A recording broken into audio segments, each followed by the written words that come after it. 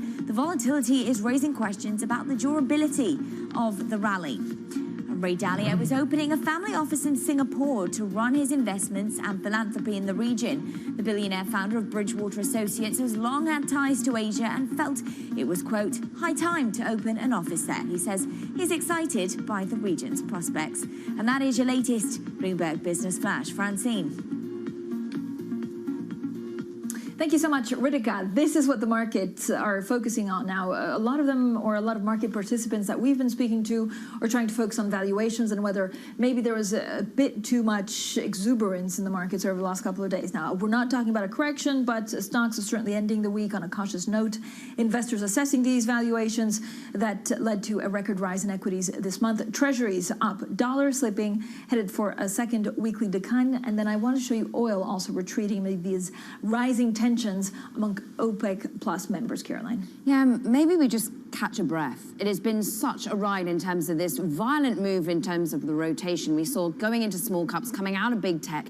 The S&P 500 futures look like they'll recover somewhat from Wednesday's about 0.5% sell-off. Today we come back, but not to those record highs. We'll see if we can reassert themselves. Certainly on the Dow, we'll look for that 30,000 level. We'll look for the Russell 2000, up 20% on the month. A spectacular month, a record-breaking month. The pound, though, off 0.2% as we head towards a weekend of negotiations.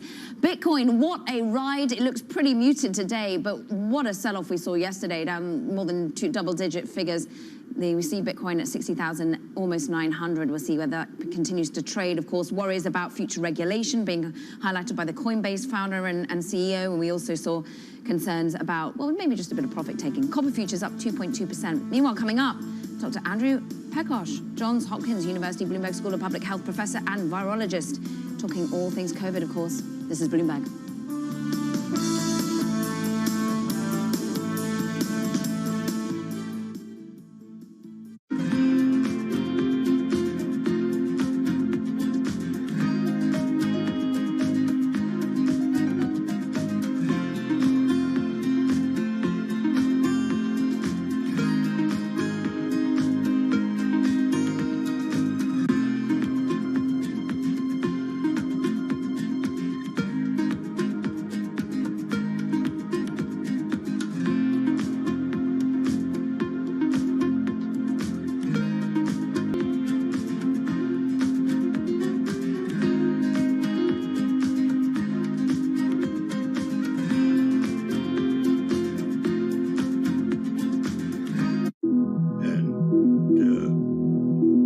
It's important for each side to understand the sensitivities of the other.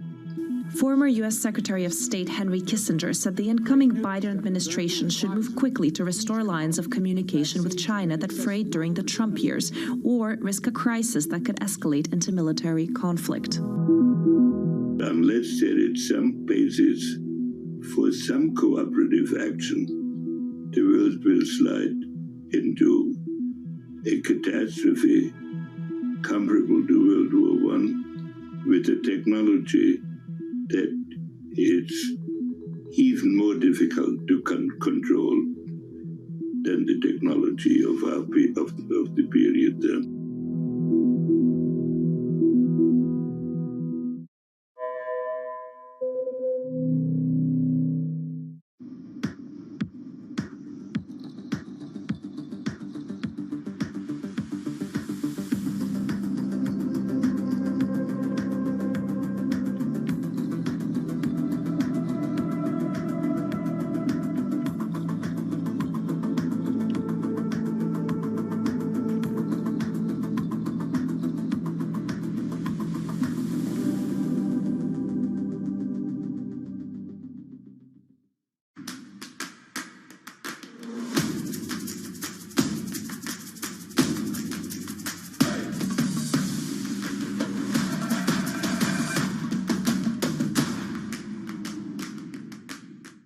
Give you a sense of the real-time action, the 10-year yield tumbling now 11 basis points, so continuing in this knee-jerk risk-off feel.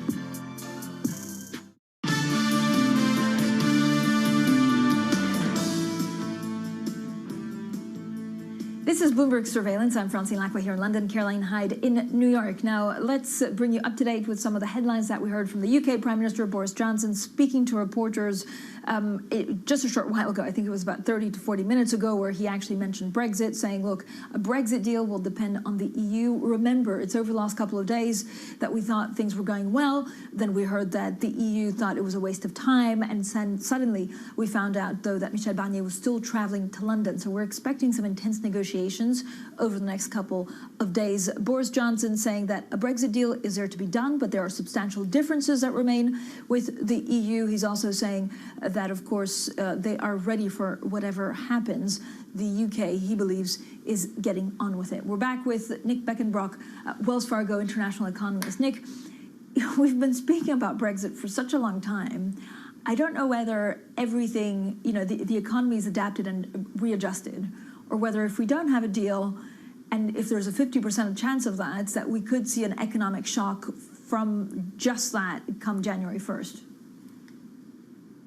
I think probably the latter. I think that while this has been in the news for a very long time, there's always been an expectation. I think there still is an expectation that some kind of a trade deal will be reached. So while there certainly have been some preparations for changed arrangements, I think if the tariffs were larger or there are different changes to the sort of the trade flows, that would definitely cause an additional shock to the UK economy, I think, early next year. What does it mean for also your forecast for the EU? Are we underestimating the impact this could have on the other side? So, countries like France, Germany, and Italy. Yeah. I mean, I think probably. I mean, it's problematic when you look at the trade flows. So, UK exports to the European Union, it's 12% of UK GDP. If you go in the reverse direction from the Eurozone to the UK, it's 4% of GDP. So I think probably the European Union or Germany, France, those countries that you mentioned wouldn't be too badly affected. And by the way, the rules that they would be playing by would be largely unchanged. It's really the UK that would feel this the most. So I do believe that the economic consequences as well as the currency consequences would be much more severe for the UK in the event of a surprise. Focusing then on Europe and how it forges its own path at the moment, focuses on its own future with, at the moment, a pushback coming from certain countries as we stand. The fact that Hungary and Poland aren't willing to seal the deal on this record-breaking sort of stimulus package, does that worry you in any way? Not particularly. I mean, one should always be worried, but as you mentioned with Brexit, I mean, I've been around watching all of that for the last 5 years, and we've seen this movie many times before, both with Brexit and Europe, and there's usually gamesmanship, there's usually missed deadlines, and I do think it's very important that France and Germany agree on this, this whole way forward in terms of the European Recovery Fund. And so I think with the moral suasion from those two key European countries, eventually some of the protests or objections will sort of go by the wayside. Missed deadlines, gamesmanship. I feel like both sides of the Atlantic are pretty good at that, Nick. And your perspective in future relationships between Europe and the US as we get a new administration here in the United States. Clearly, there's an America focused on reasserting itself from a global perspective. America being back rather than America being first. How much do you think there will be wounds healed between Europe and the United States? How much will we see sort of tariffs come down? Will we see some sort of growth from an economic perspective between the two in terms of trade? Well, I think it'll be helpful. I mean, I think with all of this, around this whole discussion, I wouldn't want to underplay it too much, but a little bit of it is noise. And still the critical thing is when, how bad do the COVID cases get in the interim? When do we find the vaccine? That'll be the major contours. But in terms of, again, getting beyond that, I think already Chancellor Merkel from Germany and a few of the other leaders have made some positive overtures towards President-elect Biden. And so I think it'll help business certainty. And so, not worrying about tariffs, not worrying about the tit-for-tat kind of stuff. And so that, at the margin, I think has to probably be helpful in terms of just a stable business environment and seeing improvement over time. Nick, what does it mean for China? We're seeing defaults in China. Should we worry about them? Possibly. I mean, the good thing about China, of course, is that they are growing very strongly, and of course, the government there, the debt levels probably not quite as high as they are in the Western countries, and they have those foreign exchange reserves. But certainly, when you look at where the debt is located in China, it is very much in the corporate sector, not so much in the household sector or the government sector. So, to the extent that you are getting those defaults, that would be a risk, but it doesn't sort of mean that we can't have a good year for China coming up. Nick, thanks so much. Nick Benenbrook there, Wells Fargo international economist, joining us today. Now let's get straight to the Bloomberg Business Flash. Here's Ritika Gupta. Hi, Ritika. Hi, Francine. Unions representing tens of thousands of Amazon employees are planning walkouts as the year's busiest shopping season gets underway. They're protesting the e-commerce giant's handling of everything from sick pay and COVID precautions to user privacy. Amazon says it's working to make a positive impact as a progressive and innovative business. BBVA's talks about a takeover of Banco Sabadell have ended after the Spanish lenders couldn't agree on a price. BBVA announced the discussions after generating billions of euros from the sale of its US business. The failure of the talks is a setback for banking consolidation in Spain. And Japan's largest airline is raising as much as $3.2 billion to shore up its finances. ANA will use the money to repay long-term debt and buy new Boeing aircraft to improve capacity. It comes amid the worst crisis in air travel history as passenger numbers are hit hard by the pandemic. And that is your latest Business Flash. Francine, Caroline. Now, of course, we're going to be digging into all things Black Friday right now. Of course, many of you are already searching online. Joe Feldman's going to be talking it through with us, Telsey Senior Research Analyst. Stay tuned for how much we're focusing on e-commerce versus bricks and mortar. This is Bloomberg.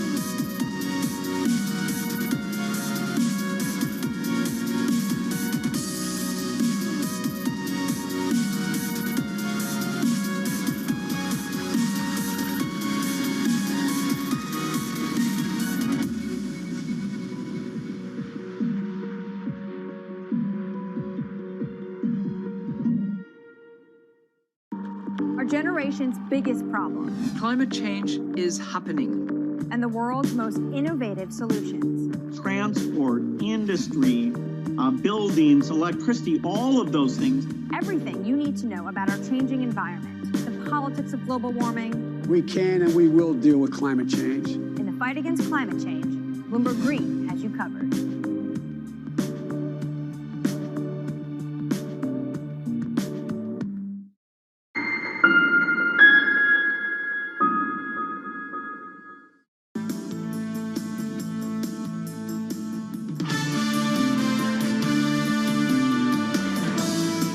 This is Bloomberg Surveillance. I'm Caroline Hyde in New York. Francine Lacroix in London. A very happy Thanksgiving to those who've been celebrating here in the United States. And of course, we now go into the celebration that is Black Friday. But this year, it's going to look pretty different. Holiday shoppers trading in midnight doorbusters for digital deals. Now, according to Adobe Analytics, Black Friday is projected to generate $10 billion in online sales. Then, of course, there's Cyber Monday. And it will remain the biggest online shopping day of the year. $12.7 billion in sales. Joining us now to just give us the feel of what it's like out there, coming from the trenches, is Joe Feldman, Telsey Senior Research Analyst and Assistant Director of Research, who's in a Dick's Sporting Goods for us. Joe, you're usually each year, year in, year out there sort of testing the water, getting the sentiment, understanding what the cues look like. What does it feel like this year? It's quite quiet so far this morning. There's not too many stores open at the moment, but you know, those that are quiet, although people that are in the stores, Best Buy and Dick's Sporting Goods so far for me, are definitely buying things. You know, if you got up this early to come out, you're here for an intent, and there are purchases being made. So that's a good thing. And but I think a lot of this season is going to be online, and we're going to see a lot of, you know, growth in the D2C business. I mean, we're looking at live shots outside Macy's. It paints a very sad picture, really. Absolutely no queue whatsoever, very unlike years of past. What are they buying when they're in the shops at the moment? Is it all big TVs? Is it computers? We know that people have been, first and foremost, all about the work from home trade. Yeah, I think we're definitely a highlight on TVs at Best Buy. You saw a lot of that. And as you just mentioned, the work from home, there was a big focus on the computing area and having some good items there.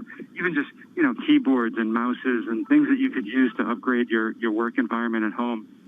Over here at Dick's so far, you know, definitely a big focus on some of the brands like Nike and Under Armour and Adidas, and people buying some of those products. And it looks like the footwear area is getting a little attention as well.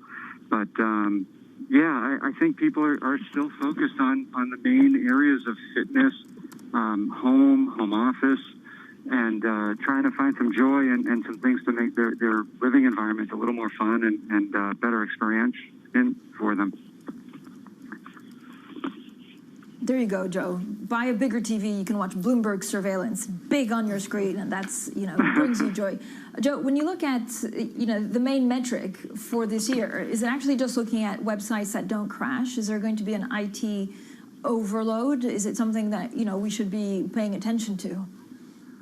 You know, I think it is always something that seems to hit some of the retailers each year. But the retailers have gotten so much better at their digital platforms, and they're much more robust than they've ever been in the past. And then also this year, the promotions have been spread out, really starting in late October for a lot of these guys. So I think when you consider that, we're not anticipating any major crashes or big surge around one event that would cause that. There's always an item or a few items people can't find. The big hot item this year's Sony PlayStation 5 and, you know, Xbox from Microsoft. Those are the two new items that I keep hearing people ask for, especially at Best Buy and GameStop, and you just can't find them right now. It's hard.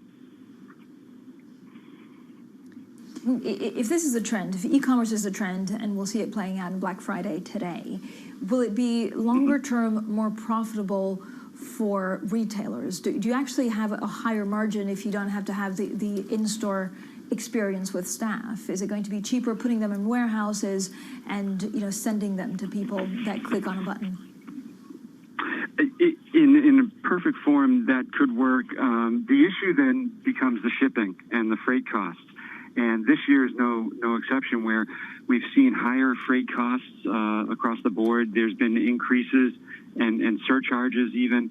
And a lot of the retailers, if you've noticed, have talked about buying the product earlier because of the high expected volume that's going to happen online. You know, a lot of retailers are saying order by December 10th, December 15th. I've received letters from many retailers, emails, I should say. And they've talked about that.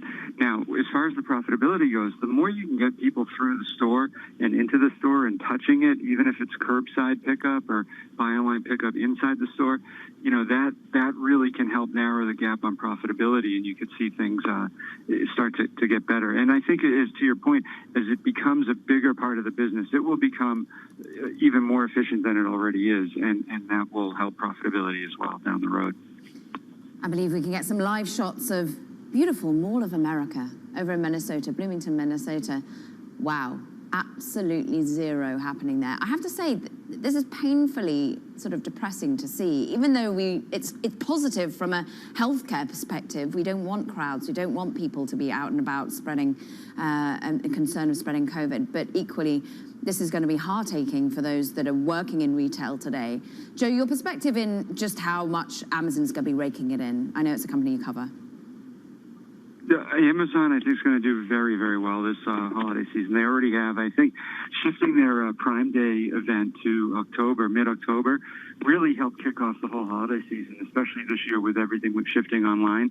And I think they're going to do a really good job. I think you're going to see winning share from Walmart, from Target, Costco, you know, Best Buy, Dick's. The leaders in the categories are really doing well, and I think that they're the ones that are going to be able to capture more market share this holiday period, because they have the platforms to be able to do so much online and satisfy customers in the store, and even use their stores to ship from as a source of the inventory to get to the customer. So I think you're going to see a bunch of the winners among those big guys, for sure.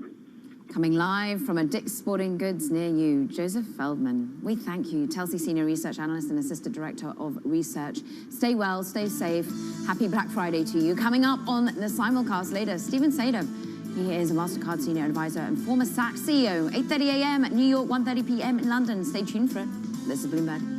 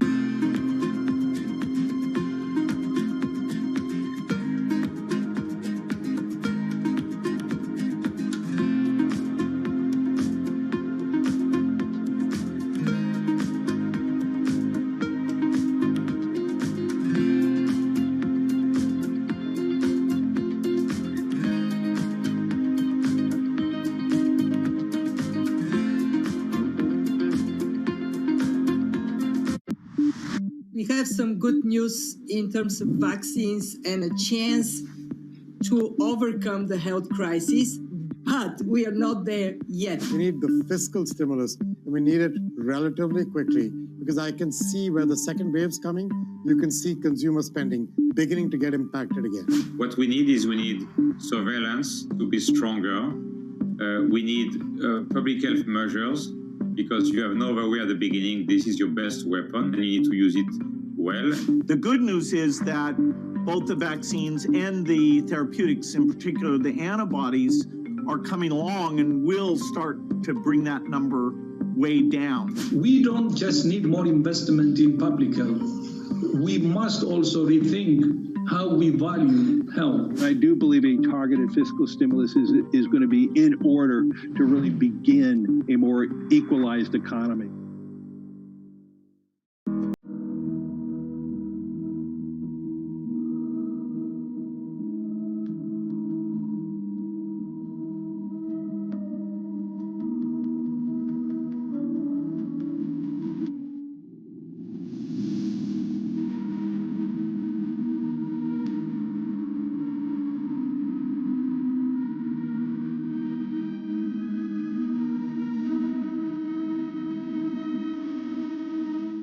It's really a reminder, isn't it, just how sensitive the markets are to any commentary about trade. We did see some pressure on the yuan, we did see some pressure on the futures. That is now being reversed.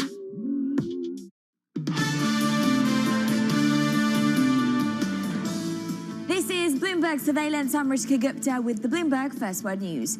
The UK and EU are ready to restart face-to-face Brexit trade talks. That's after key officials were forced into quarantine. Prime Minister Boris Johnson said there are substantial and important differences to be bridged, a sentiment echoed by the EU's chief negotiator Michel Barnier. Each side says the onus is on the other to make a decisive move if a deal is to be reached. Hungary and Poland are still vowing to veto the EU stimulus package, setting them up for a major confrontation. In a defiant briefing, the leaders of both nations demanded changes and showed little sign they'll reverse their objections. Brussels is investigating the two countries over democratic backsliding, making them prime candidates for funding cuts. And AstraZeneca's vaccine looks like it's headed for a new trial. The drug maker is hoping to clear up uncertainty and confusion surrounding the results in its current study. It says the more effective results came from a group who were given a lower dose of the vaccine due to a manufacturing error. Global news 24 hours a day on air and at Bloomberg Quick Take, powered by more than 2,700 journalists and analysts in more than 120 countries. I'm Rishika Gupta. This is Bloomberg. Francine? Ritika, thanks so much. Now, as we continue to track the virus, Bloomberg has developed a unique partnership with the leading authority on COVID-19. Johns Hopkins has been at the forefront of the international response, and every day we bring you insight from experts in public health, infectious disease, and emergency preparedness. Well, I'm delighted, as every Friday, to be joined by Andrew Pekosh, Johns Hopkins University Bloomberg School of Public Health professor and virologist. Dr. Pekosh, thank you for joining us once again on Surveillance. I'm not really sure what to make of this AstraZeneca-Oxford trial. There's confusion about whether it's 60% efficacy, whether it's 90%. What exactly happened? Well, it is a little bit unclear, but let's start with what we think we know, which is some of the patients that were in their phase 3 clinical trial ended up getting a half dose of the initial inoculation. And it turns out that the group that got that half dose followed by a boost had a much higher rate of protection from COVID-19 disease than the group that got the dosing schedule that the company wanted to give to everybody. And that was significant. It was 90% versus 62%. The problem becomes it's not clear how that mistake was made, where that mistake was made in terms of giving the half dose.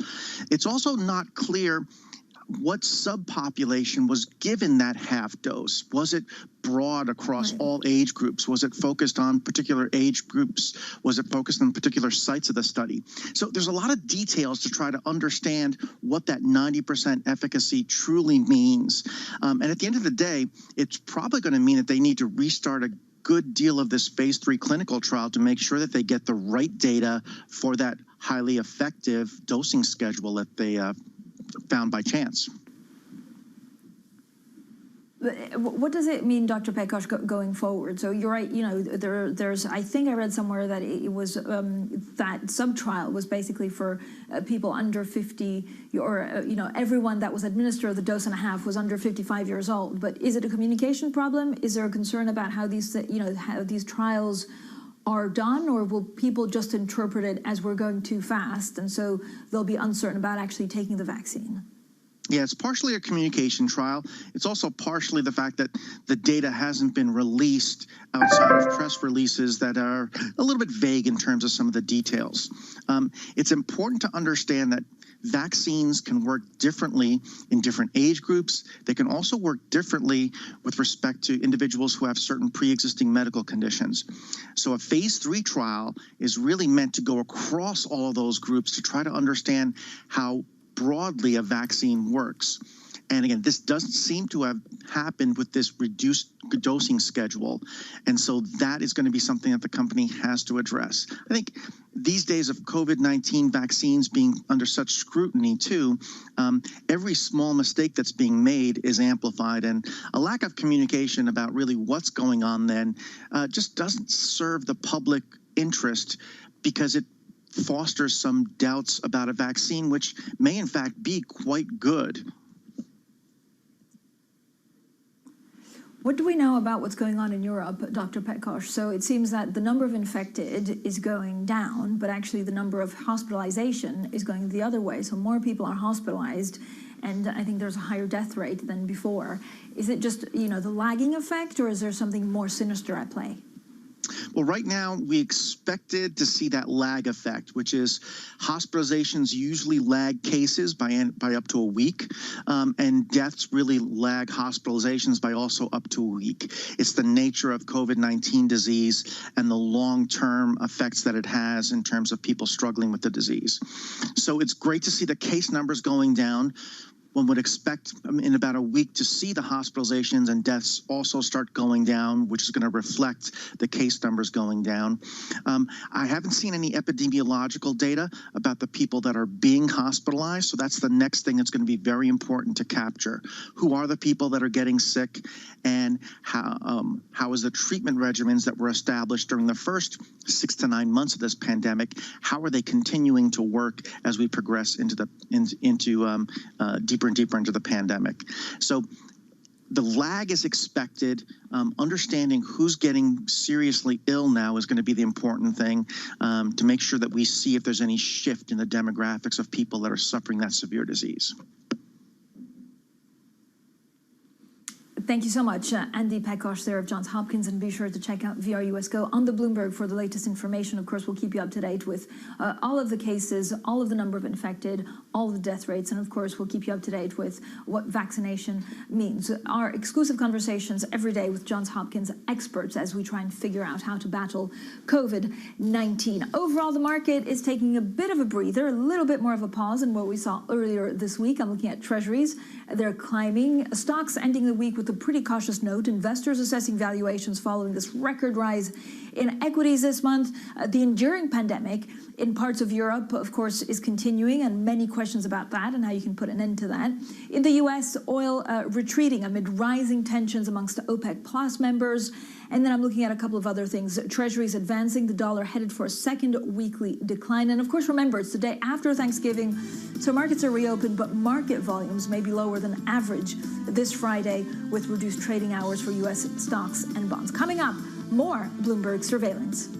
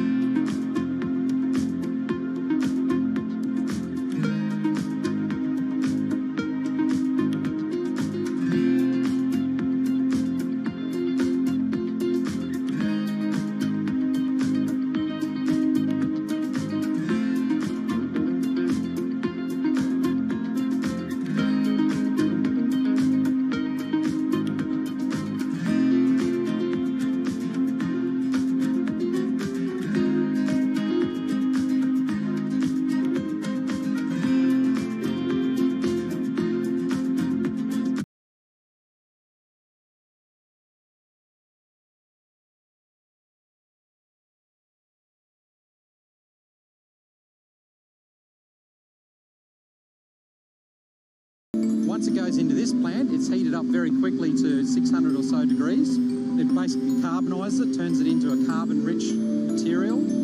Obviously kills all of the pathogens.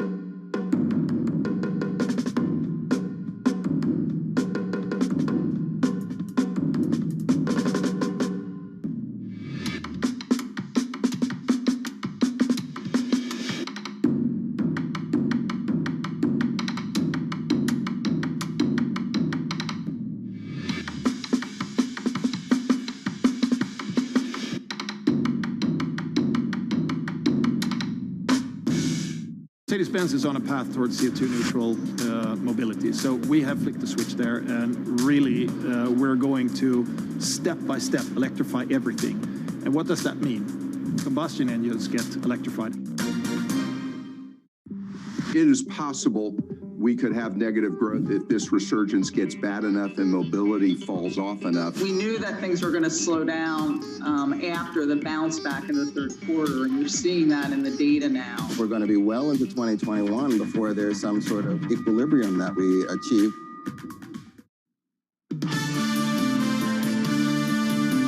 The nightmare scenario for markets would be if the unemployment rate in November will begin to go higher. Even before the pandemic, we had a lot of frailties. The continued weakness of the labor market is something that is going to drag the whole economy down. You do want to support the economy, but you want it to be measured. We're still in a deep recession. It's time to get in big and spend big in order to restructure the economy. This is Bloomberg Surveillance with Tom Keene, Jonathan Ferro, and Lisa Abramowitz.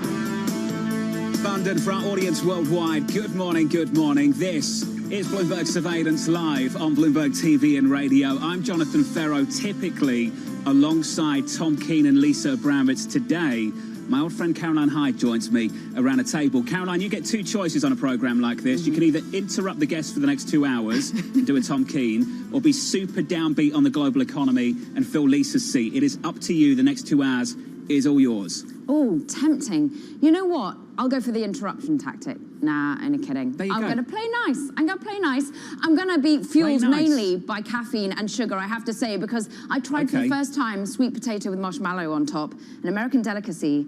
I ain't so sure about it, but I have to say, this is a market that we are still near euphoric highs. That 30,000 level we're still so close to, but the rotation trade just seems to take a breath, hey? Yeah, equity futures up about 6-7 points. A little bit more defensive this morning with the bond market bid. Caroline, that's the story of the market, and I'll get to that in just a moment. A quiet day ahead, I've got to say, on both sides of the Atlantic. Quiet day, muted volumes. It was interesting, actually. I thought Wednesday was pretty active, considering, and this is like a Black Friday of no other. We're going to have empty stores, everyone's online, but those traders are still going to be logging on their computers. Everyone's working from home. Are they actually ever logging off at the moment? I feel as though perhaps we're going to get a little bit more activity than we used to. Certainly we saw it on the cryptocurrency front, hey? I'm going to whip through the price action. If you get to the board, let me run through things for you. We'll start with equity futures, work our way through the bond market and foreign exchange as well. Starting with stocks, equity futures up about 7 on the S&P 500. We advanced 0.2%. Outside of that, into the bond market, mentioned the bid into treasuries. Yields coming in about 3 basis points on a 30-year. We're down about 2 basis points on 10s to 0.86%. In foreign exchange, euro-dollar, some really big calls coming through on euro-dollar. Caroline, there's a feeling that maybe next year is a repeat of 2017, where we had that global synchronized growth, that weaker dollar, and that really strong euro. We're nicely through 119 now, and up about 0.1% on the session. Yeah, it's interesting in terms of the euro, whether the Eurozone manages to fire that fiscal firepower as well as the monetary firepower.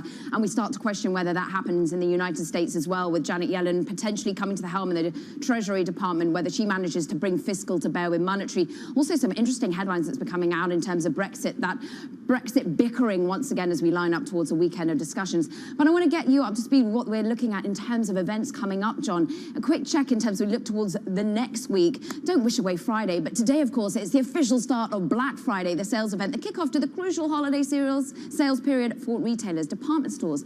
Well, they're going to be hoping measures like in-store curbside pickup will actually help offset the trend away from bricks and mortar and retailers online. Now, on Monday, it's day one of OPEC's virtual meeting, of course, ahead of a formal OPEC Plus meeting on Tuesday. Now, the cartel will decide whether to delay that January output increase. We've actually got a little bit of weakness on oil on the back of that today. And on Tuesday, it's day one of testimony from Fed Chair Jay Powell, Treasury Secretary Stephen Mnuchin. Haven't been getting on so well of late. They will go before the Senate Banking Committee before going before a House panel on Wednesday, John. Got to say, Caroline, that will be absolutely fascinating next week to see how much daylight there will be between the two of them. Let's start the conversation off this morning with Peter Dixon, Commerzbank Global Equities Economist. Peter, great to catch up with you, sir. Just want to start with a basic one. Seems to me that nobody really wants to sell down risk before the first vaccination. Do you share that view, sir? Morning. Yeah, it's true. I mean, I think that at the moment, all the good news has basically been put into the price, or most of it anyway. And, we're not entirely sure how this is going to play out. And we've had lots of questions, I think, particularly regarding the AstraZeneca situation. But as you said, markets just not willing to sell off, at the moment. I think we're in a bit of a holding pattern. Obviously, the holiday disrupted period has probably forced investors onto the back foot a little bit. We're being a little bit circumspect. And we've still got a couple of weeks, I guess, of trading in this year to come. Normally you'd expect things to start winding down, but I think there are just so many things, so many moving parts out there that I think we can expect a very, very interesting 2 weeks. I think my view is that we should be positive. I think we'll probably end the year a little bit higher than we are now, but there's many a slip between cup and lip, as you say, and there are lots of downside risks. Well, let's talk about the slips that we've had already. Jobless claims moving the wrong way last week. Jobless claims moving the wrong way this week. Peter, I've kept asking the question, how big will our tolerance be? How high will our tolerance be as we work our way through some negative data in the United States of America? We've shaken off 2 weeks of it. Can we shake off 3? Can we shake off 4, 5, 6? That's a fair point. How many data points do you need to see a pattern or a trend emerging here? I think the markets are looking a bit further ahead than this. Obviously, the labour market in the States has taken a massive hit. That indeed has been the case in other markets around the world, but we get more data in the US, and I think we just put it under the magnifying glass a little bit more. But it is true that it's still employment anyway, it's still some 10 million short of where we were back in February. And as you said, it's running in the wrong direction. If we get to the end of the year without any major problems, I think markets can wear that. A couple of small ups and a couple of small downs, broadly sideways on claims, we'll be happy. But if the claims numbers start to move in the wrong direction at a faster pace, that's the point at which I think markets will start to get worried. And of course, given the mounting number of COVID cases everywhere, but obviously in the United States, I think that certainly is a major risk. Peter, great to have you with us. I'm interested by not all markets are made the same at the moment. I'm looking at a board with the Russell 2000. Yes, it's only down by 0.1%, but it's down while the NASDAQ outperforms. Once again, this so-called rotation trade, which we turn a phrase we use too much at the moment, but it's on hold.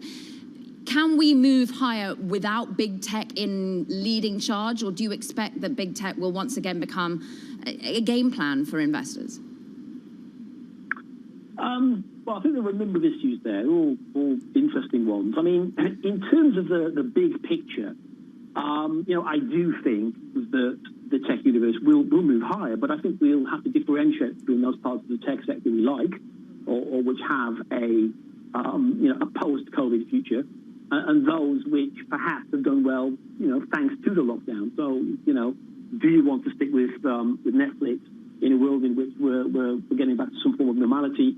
Whereas, there has been a game changer in terms of, Amazon's revolution of the online trading platform. So I think there's definitely still value there, but whether it'll be the same trade that we saw prior to the lockdowns, I would question.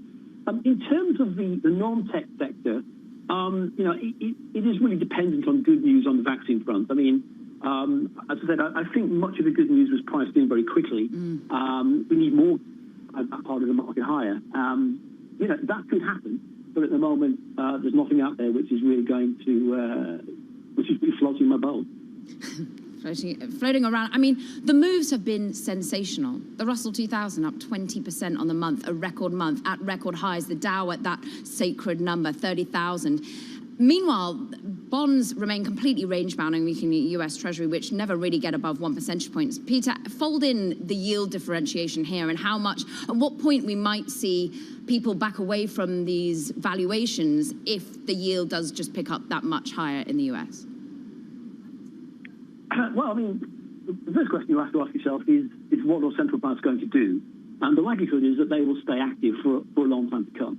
So I think we're talking, another 6 months or thereabouts, at least, before we have to start thinking about significant moves in yield. Yes, there might be a bit of a pickup if we start more good vaccine news.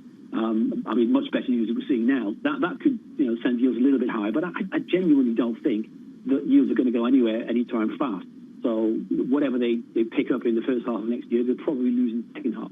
simply because... Well, Peter, let's talk about why. I want to jump in just quickly and get to the bond market at the moment. 2s, 10s, 30s, yields lower. On 10s, we're down 2 basis points to 0.86%. This market has rallied, as Caroline pointed out. We've had that great rotation over the last month. This bond market, yields just haven't come with it. We've been asking the question, why? Do you think it's technical because people believe the Fed steps in and puts a lid on it? Or do you think it's fundamental? There's some doubts in this bond market about that trajectory for growth, for inflation, for the years to come?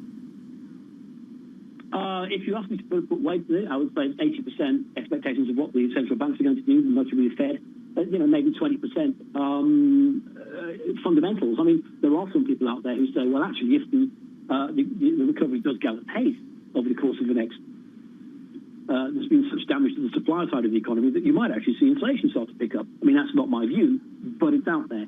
So, there are some modest upside risks, but I think generally speaking, I would see, rates going sideways. And going back to Caroline's point, why has the great rotation not happened? Simply because, investors really don't see much value in bonds. They're continuing to pile into equities, and I think that's going to be the theme, certainly for the early months of 2021. Peter, great to catch up. Appreciate your time this morning, sir. Peter Dixon there of Commerce Bank. Just checking in on the bond market at the moment. We've got a curve that is flatter, a bit into the bond market. Yields down on the long end by about 3 basis points on a 30-year to about 160. On 10s, down 2 basis points to about 0.86%. And Caroline, this is the problem people have got in this market right now. You can push through a more constructive view for 2021. With a vaccine, the comfort blanket of a better world around you, can you push that view through the equity market? Sure, right now, yeah. Through the credit market, tighter spreads, absolutely. In the Treasury market, can you do the same thing? And I think many people are struggling with an answer to that right now. It's going to be so telling, therefore, what we hear coming from Fed Chair Powell in the next week, what we hear from Treasury Secretary Mnuchin, and what we heard from Alan Blinder last week. Well, actually, it's not even last week. Earlier in the week, telling Joe Weisenthal and myself that what Treasury Secretary Mnuchin, he called it nasty, he called it mean, he called it crazy, whatever you might call it, the politicking aside, the fact that it's got a little bit harder to have that safety net there in terms of programs to support small to medium-sized enterprises, programs to support municipal lending. Yeah, they weren't that efficient, John, but the insurance policy was there. How will we see a Janet Yellen steer that from a Treasury perspective? And how will we see the support come for the US economy when, as you said so rightly, some of the economic data, particularly the fast-paced stuff, it's not looking so pretty. Yeah. I've got to say, usually I'm exhausted by the Fed speak, but actually next week, looking forward to hearing from Chairman Powell. Coming up in the next hour on this programme, looking forward to catching up with Drew Mattis of MetLife Investment Management. We'll do that a little bit later. Tom Keane, Lisa Abramowitz are out of the building. Caroline Hyde stepping in. I'm Jonathan Ferro. For our audience worldwide, heard on Bloomberg Radio, seen on Bloomberg TV, this is Bloomberg Surveillance.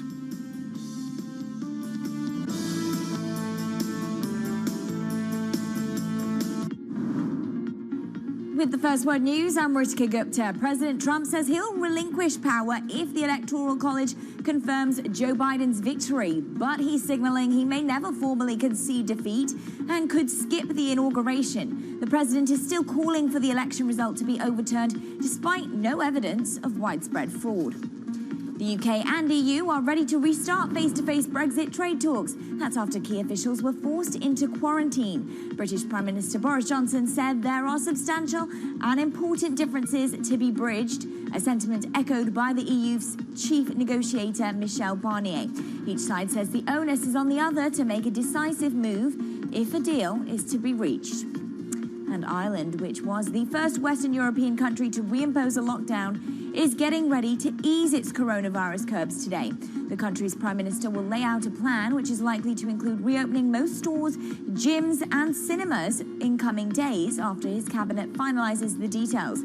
Across the border, Northern Ireland is moving to introduce new curbs, including the closure of non-essential stores. And Tokyo is seeing record coronavirus infections. The city had 570 new COVID-19 cases in the past 24 hours alone, the highest one-day total since the pandemic began. The spike comes on the final day before a request for Tokyo bars and restaurants to close early goes into effect on Saturday.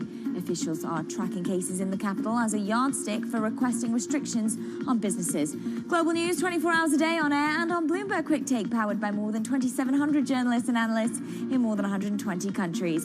I'm Ritika Gupta. This is Bloomberg.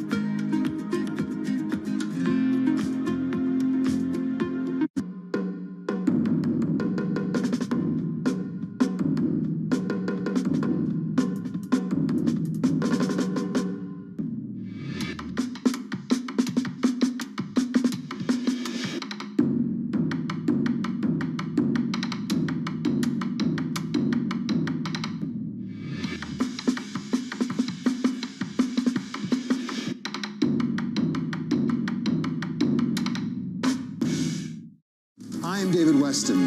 Bloomberg Television is reinventing one of the most iconic brands in financial television for a new audience. Join me to see the news program for the clever investor. This is Bloomberg Wall Street Week.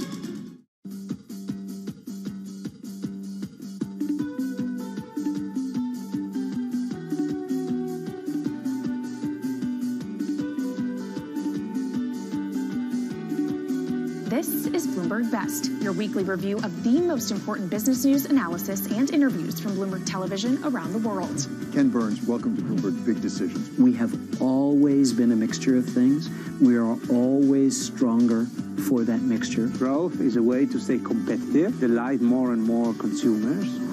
Are you worried that people won't take the vaccine? We remain concerned about vaccine hesitancy. What is one word of advice you'll take with you? Learn how to listen. And that is certainly something that has served me well. Ankiti, where do you go from here? It's a huge market. It's a huge opportunity. I want to go 100x from here. Our philosophy is to partner where we can and stand apart when we should.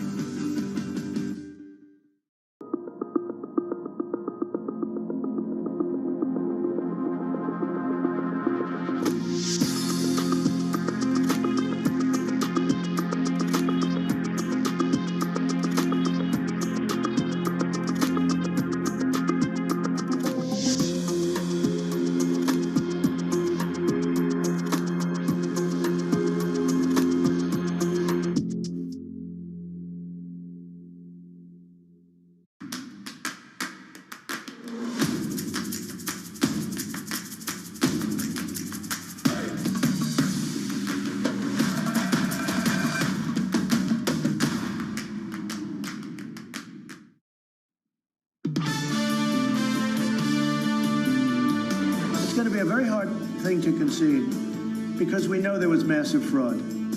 So as to whether or not I can get this apparatus moving this quickly, because time isn't on our side, everything else is on our side, facts are on our side.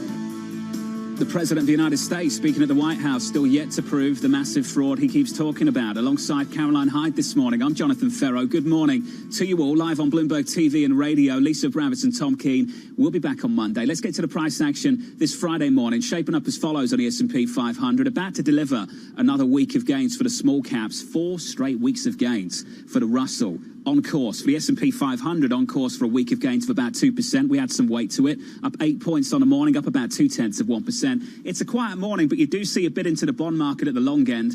Flatter curve, down 2 basis points on a 10-year to 0.86%. Euro dollar 119.20, up about 0.1%. That is a stronger euro. And Caroline, the call's coming in for Europe, not just on the euro side, but on the equity side as well. I'll talk about this a little bit later this morning. I think it was Barclays looking for 13% upside on a stock 600 into 2021. The pendulum has swung from mass pessimism around Europe to almost optimism, euphoria for 2021. If they can get Hungary, Poland to sign off on that fiscal spending, we have fiscal and monetary policy coming to bear in Europe, and it becomes the rotation trade, doesn't it? We've already seen Japanese stocks do so well out of this desire to start to get into beaten up areas, to get into the more cyclical trade, and Europe been so beaten up over the last, well, basically decade. Finally, maybe the time to start getting into it. Some tension around the fiscal side that we still haven't resolved, both in Europe and the United States as well. Let's turn to Kevin Cirilli, Bloomberg Chief Washington correspondent. Kevin, here's the line from the president. He was asked in the last 24 hours, would he leave the building? And he said, certainly I will, and you know that. Kevin, it was the first sign of real acknowledgement, I think, in the last 24 hours of what this process might look like in the next 8 weeks. And look, to be honest, Jonathan, again, and speaking with sources just over the past week, I think it's really clear here that there's a political calculation that the outgoing president is making with regards to the next 2 years and 4 years of his own political strategy. And for him specifically, it comes down to 3 areas. First and foremost, does he want to run for president again? Secondly, does he want to play a political kingmaker of sorts in midterms or in 2024? And then thirdly, what are his next and his future business endeavors? And so whether it's in media circles or whether it's in additional, real estate circles, and he goes back to his life prior to this, those are really the three spheres of influence that are facing, or that he is confronting every time he weighs in about the issue of concession, because that has become a political bargaining chip and a communicative bargaining chip, right, wrong, or indifferent, that he has now been able to, that he will be able to deploy at his, or how he wants.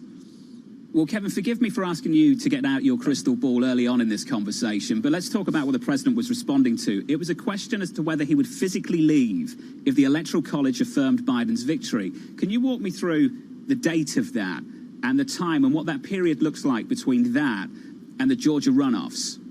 Well, it's quite remarkable because if you have the January 20th inauguration for President-elect Joe Biden, and so it really is a matter of hours on that day, and it's quite interesting to see how former presidents have reacted to that, where they fly off, normally to Joint Base Andrews, where they then become private citizens again, and it's very anticlimactic in that regard, and it has been for quite some time. So that acknowledgement really calming a lot of folks around the country who were nervous about what the traditional peaceful American transition and peaceful power would look like. And then with Georgia and the special runoffs election, I mean, that's January 5th. So it allows for the president to play a significant role in trying to maintain and trying to keep a Republican majority in the Senate. Talk to us about the Republicans and how they're responding to what might be the first sign of some sort of concession coming from President Trump in the fact that he will walk out of that building. How are they responding? How is that grand old party setting itself up for any sort of bipartisan nature going in past Jan 20th? Well, two things. First of all, Caroline, I think, to be honest, the issue of him leaving or being forcefully removed was really just not. I think most people expected that he will leave peacefully. I think there was a lot of discourse around it and sensationalized discourse around it. Secondly, many Republicans have been urging him to concede to be allowed to begin with the transition of power. Last week, GSA, the Government Services Administration, coordinating with the Biden transition team, there was the first meetings on Operation Warp Speed with regards to the vaccination process between the current administration and the incoming administration. And so that's where things stand. But I think definitely historians are breathing a sigh of relief because the peaceful transition of power is truly a hallmark of American tradition. I'm still really taken with this relationship between the Treasury Department and, of course, the Federal Reserve as well, and the sort of the disposition, the fact that they got drawn apart for the first time really last week with a Treasury Secretary Mnuchin coming in with this curveball no one really expected. We now have this optimism, certainly in the markets, that the relationship between fiscal and monetary policy will be a close one if we get a Janet Yellen. Talk to us about the hopes, the prayers, the wishes for some sort of fiscal spending at some point, and whether you think it might be pre-Jan 20th or not. Well, it's remarkable because you go back to Yellen's confirmation process in January of 2014, and she was able to garner support of 10 plus, about 11 plus Republican senators at the time who voted for her confirmation process. She was obviously an Obama pick. And so I bring that up because several of those Republicans who voted for her are no longer in office. But one of those senators who did not vote at the time, and in a situation that we're approaching where every vote's going to matter, is Lindsey Graham. So whether or not he'll vote to confirm her, I'll be looking for. I don't foresee any significant hurdles to her confirmation process specifically, but it will be interesting to see if Susan Collins again votes to confirm Janet Yellen. As far as fiscal stimulus with the Federal Reserve, a couple of things on my radar. December 11th, they have to pass a continuing resolution to avert a government shutdown right around the corner.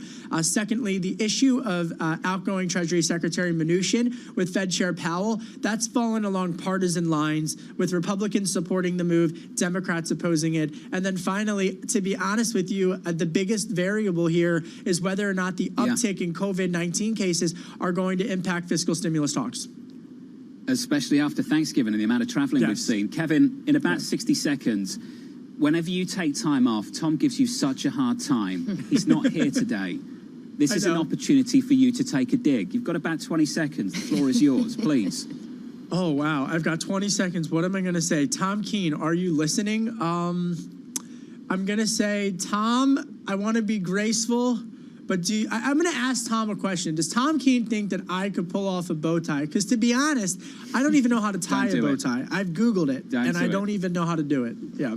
So, I struggle to take him seriously at the best of times, and if you start doing that, Kevin, I don't know what to say. Kevin Cirilli, Bloomberg Chief Washington Correspondent. Thank you. Down in DC, I guarantee Tom Keene is listening, but with a little bit of a hangover. Alongside Caroline Hyde this morning, I'm Jonathan Ferro. Good morning. Coming up on this program, Vincent Chanou, Generali Insurance Asset Management. This is Bloomberg.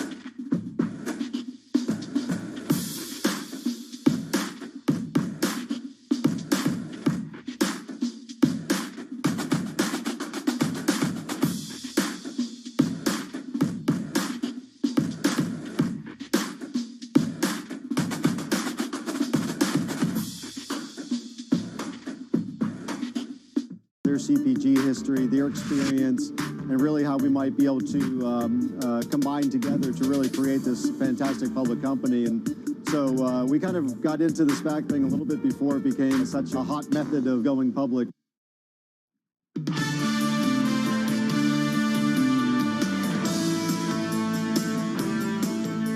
From London and New York this morning, good morning for our audience worldwide. This is Bloomberg Surveillance.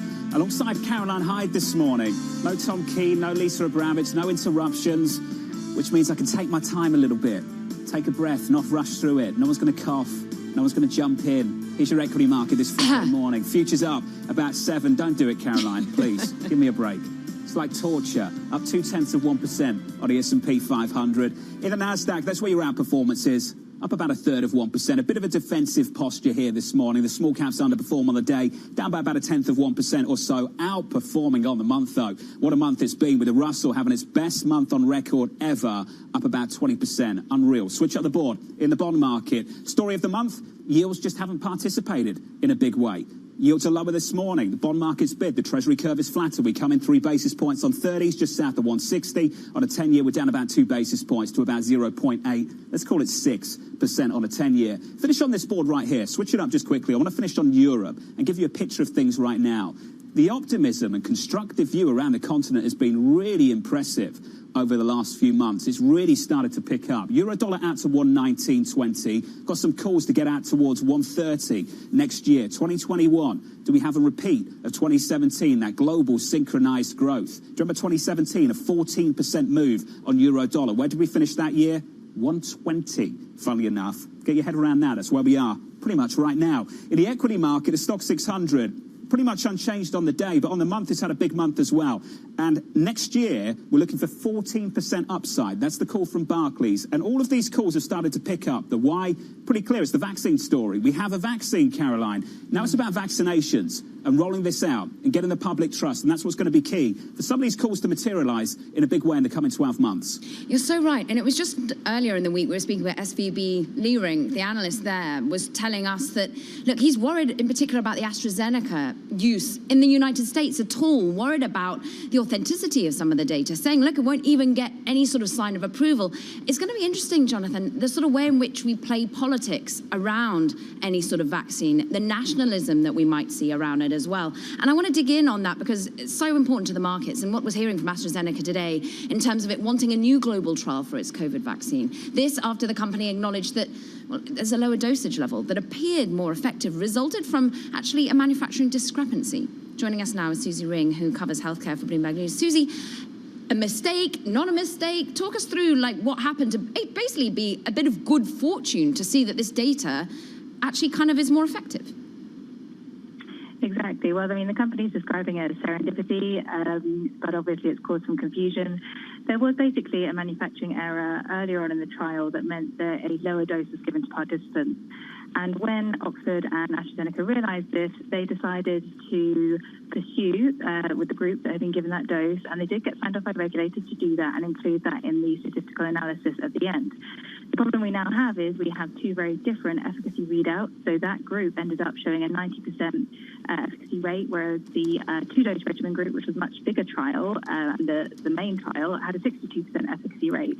And now the discrepancy there is come to question because the 90% group were all under 55, and we know that older people can have a lower impact from a vaccine. So that does cause into question, was this a fluke? Was it not? We need more data to find out. And Pascal Soriot told me yesterday in an interview that they are going to be doing an additional global trial to try and verify that 90% efficacy.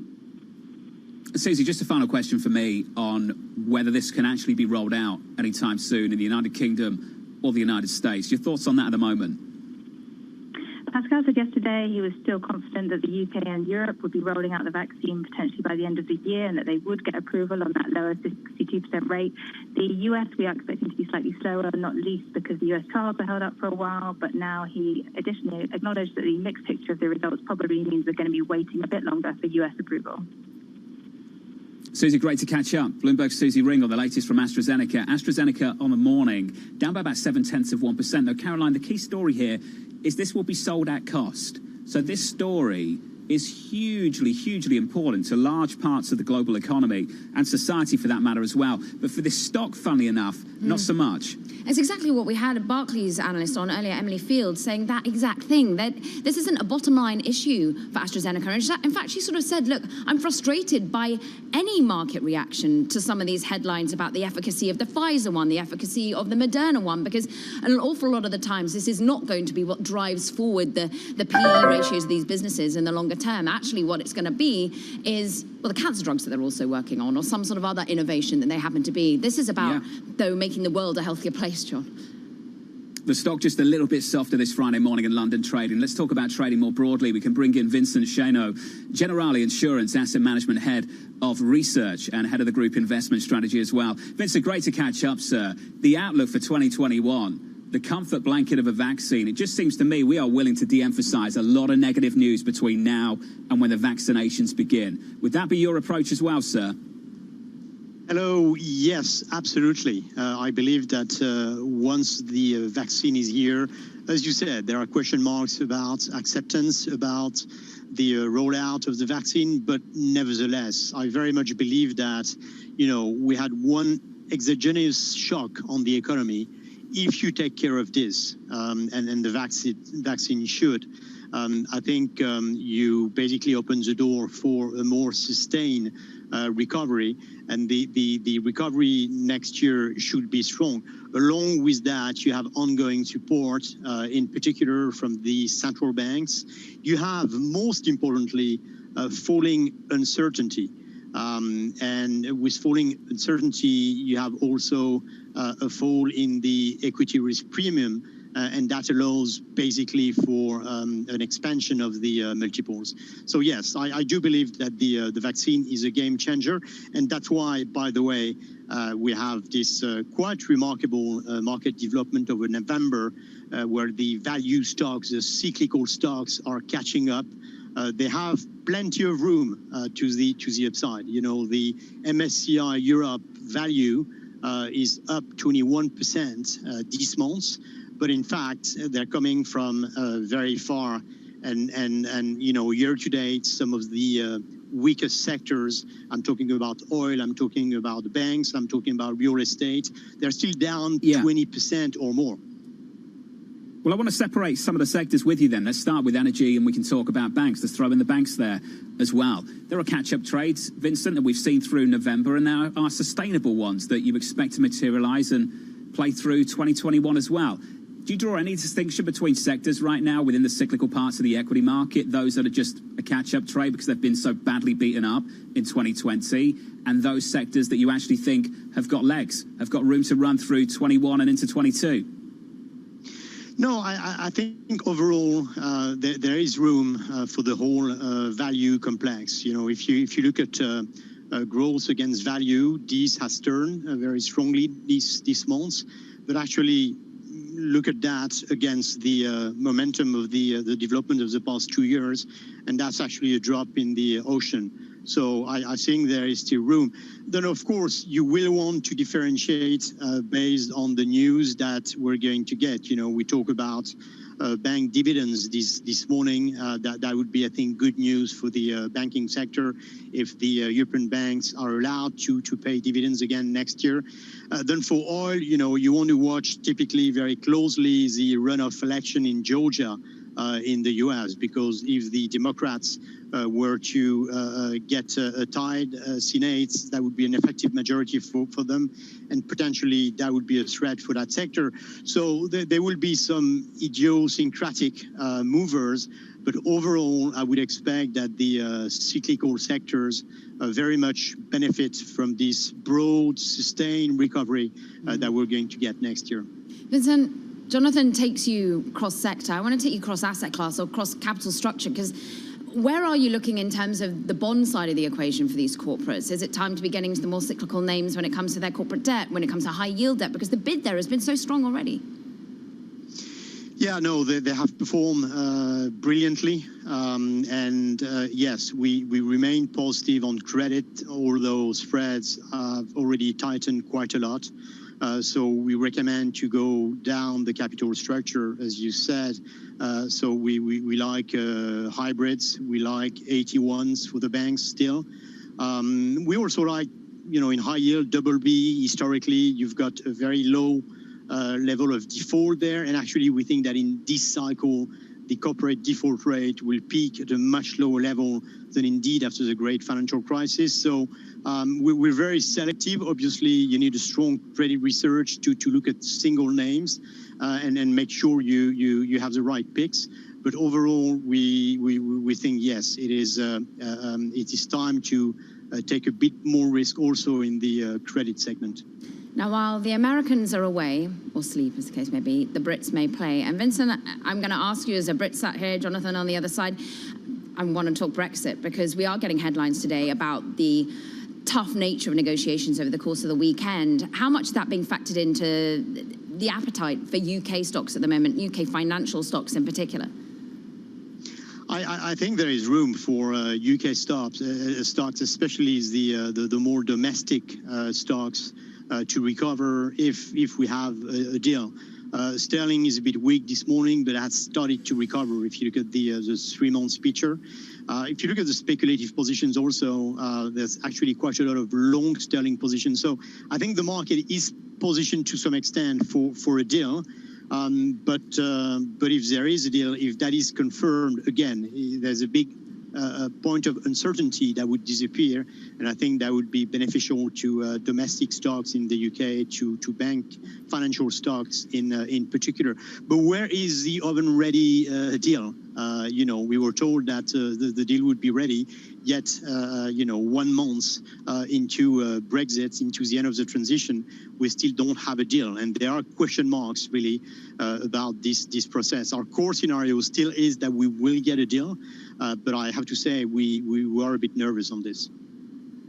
Vincent, great to catch up, sir. Appreciate your time this morning. Vincent Chernaud there of Generali Insurance Asset Management. Caroline, we have an agreement on this programme. We don't discuss Brexit. We have not had a productive conversation about Brexit on this show for at least 12 months. Is that because there was a lack of Brits? It goes nowhere. It's not because there's a lack of Brits. Let me tell you, you and I are not going to make this productive. The only people that can make this a productive conversation, Michel Barnier and Prime Minister Boris Johnson, to finally give us something to actually discuss. And not get COVID in the meantime. But by the way, Jonathan, do I get a nap in this show? I'd had word that maybe I did. Tom Keane gets a nap. What time? So you can have a nap. Usually at about 40 past the hour, which is now. So you can take this 5-minute slot, or you can take one in 60 minutes. But he does take a little nap. You just have to give me a heads up. You sleep away. Coming up on this programme, Camilla Januszewski of CFRA. That's coming up very shortly. The outlook for retail, for the American consumer. Looking forward to it right here on Bloomberg Surveillance.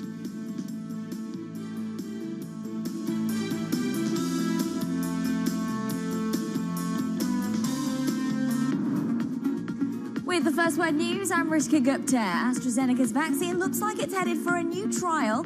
The drug maker is hoping to clear up uncertainty and confusion surrounding the results in its current study. It says the more effective results came from a group who were given a lower dose of the vaccine due to a manufacturing error. A grim milestone for Germany. The country has surpassed 1 million coronavirus infections. Cases in Europe's biggest economy have more than tripled since the start of October. Chancellor Angela Merkel and the leaders of Germany's 16 states agreed this week to tighten limits on private gatherings, but kept schools and most businesses operating to help limit the impact on the economy.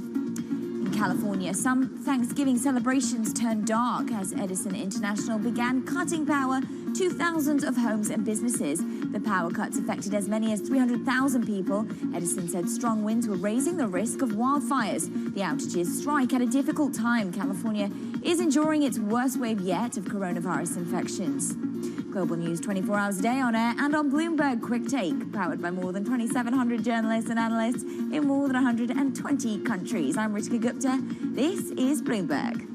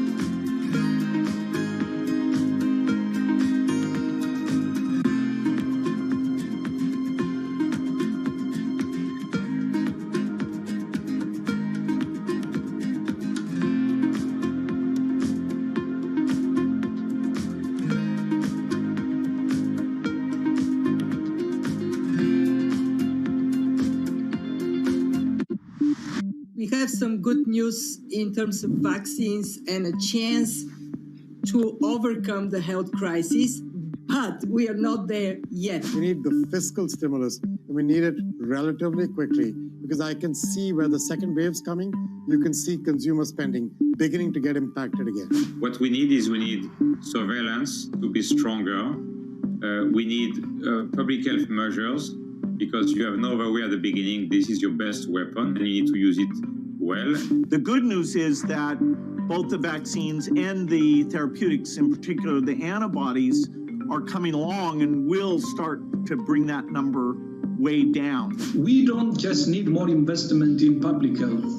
We must also rethink how we value health. I do believe a targeted fiscal stimulus is going to be in order to really begin a more equalized economy.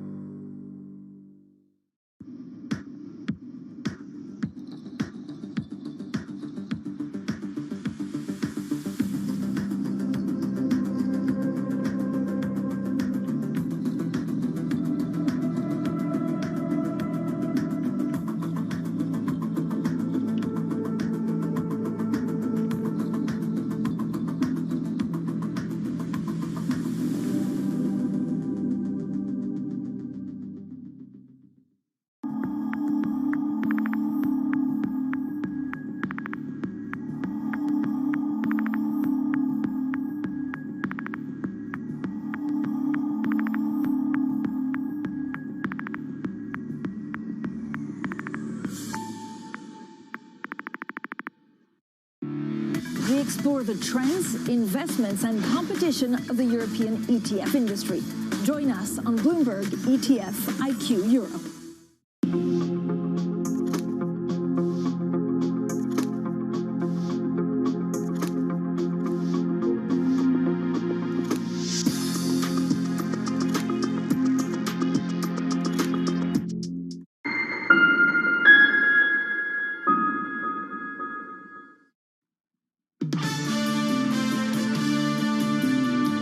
The OBR forecasts the economy will contract this year by 11.3%, the largest fall in output for more than 300 years. Unbelievable. Rishi Sunak, the British Chancellor of the Exchequer. If you are dreaming of becoming the Chancellor, you don't dream of making that statement in the House of Commons, that's for sure. Good morning to you all from London and New York. Alongside Caroline Hyde this morning, I'm Jonathan Ferro. Tom Keane and Lisa Bramett will be back with us on Monday. I want to check in on the price action this Friday morning. Last week, a week of gains on a Russell. The week before that, a week of gains on a Russell. I think the week before that as well, and this week as well. We add some weight to the rally this week on the S&P 500, too, up 9 points. We advance 0.25%. Bit of dollar weakness out there, some euro strength, euro dollar 119.25. And in the bond market, treasury yields come in 2-3 basis points at the long end, down to 0.8569%. The rally in energy and energy equities has been unreal. I know that Wednesday's session was a little bit softer, but still, on the month, the S&P 500 energy sector up about 35%. And Caroline, we've seen the move in crude as well, $45 on WTI, a bit lower today, but the story of the month is pretty clear. Yeah, phenomenal, not only in terms of the oil price that we've seen on a steady march higher to about 45, but also energy stocks, the outperformance there. They don't carry much weight anymore in the S&P 500. We know it's all about big tech there, but still, the outperformance has been front and center. There's a little bit of cracks around the edges of what OPEC does, of course, in terms of whether or not they cut back on that supply or not. But for now, for me, that trade higher in energy and financials has been phenomenal. This has been the vaccine trade, a better 2021, and a market and market participants willing to look through the near-term risks. On the near-term risk, you'd have to imagine that's a factor for the holiday season. Camilla Januszewski joins us now of CFRA Equity Research. Camilla, I'm trying to understand this. Do the increases in COVID positive testing rates in the United States of America, across the country, including hospitalizations, do they lead to people shopping less or just changing how they shop? Shopping less for sure. Thanks for having me. Fantastic to have you. Let's build on that then. Camilla, where do they shop less? In store. I mean, today is Black Friday here in the U.S., and COVID-19 is completely challenging the traditional holiday calendar. I think we're going to be seeing very few shopaholics trending on Twitter camping outside of Walmart or Target or Best Buy today. And that very muted outlook we have on Black Friday, which traditionally has been one of the biggest holiday shopping days of the year, has to do with fear of COVID-19 and daily cases reaching new daily highs. In fact, the survey in October found that a little over 10% of consumers said that they were very likely to shop in stores on Black Friday. So, Camilla, the medium and the medium of which people choose to shop is clearly shifting away from bricks and mortar towards e-commerce. That's been clear for years, and it accelerated through this pandemic. When I say where will they shop less, I'm trying to understand what will people spend money on. Home Depot and the home improvement channel, that has just been absolutely massive through this year. Is that where you see continued strength into 2021, even with a vaccine? Absolutely. When we look at the survey data, we've seen elevated interest for home decor and home furnishings, which doesn't come to us as a surprise, given that with COVID-19 cocooning, people are taking on more at-home living projects. But also, the data that we've looked at has shown that gift cards and clothing and accessories will continue to be popular categories this holiday season. Wow, clothing, finally, because everyone seems to have been pretty doom and gloom on that one. Camilla, I'm a sucker for an experiential present. You know, you name it, a cookery course, some sort of cocktail making thing. Are people doing that? I mean, we've seen Airbnb manage to pivot into that sort of element of things, but I feel that experiential has got to be foot coming off the gas. What we're seeing, and this is specifically with the higher income demographic, and why we have a forecast for the holiday season of a K-shaped economic recovery, is that higher income individuals, which have seen faster restoration of jobs and higher income growth, they're actually shifting spend away from pandemic-reliant services like travel, like entertainment, like the experiences, and that spend is actually shifting into retail this holiday season. So our holiday outlook, which is that retail sales for the months of November and December will be flat year over year, coming in at $1.05 trillion. It's really reliant on how much these higher income individuals splurge this holiday season. This K-shaped economy is so important to us, and the unequal nature of which this rebound is occurring. Who benefits by the fact that there are fortunately middle high income brackets who are able to spend on a piece of jewelry rather than a high-end luxury travel, and who loses out by the fact that those who can't manage to get back to work at the moment are unable to buy for their children in the way that they usually would? On the retailer end, we did a digital traffic analysis. It's an analysis that we run every year to forecast our winners and losers. And the reason why we look at digital traffic is because we see a direct positive correlation between digital traffic and in-store traffic.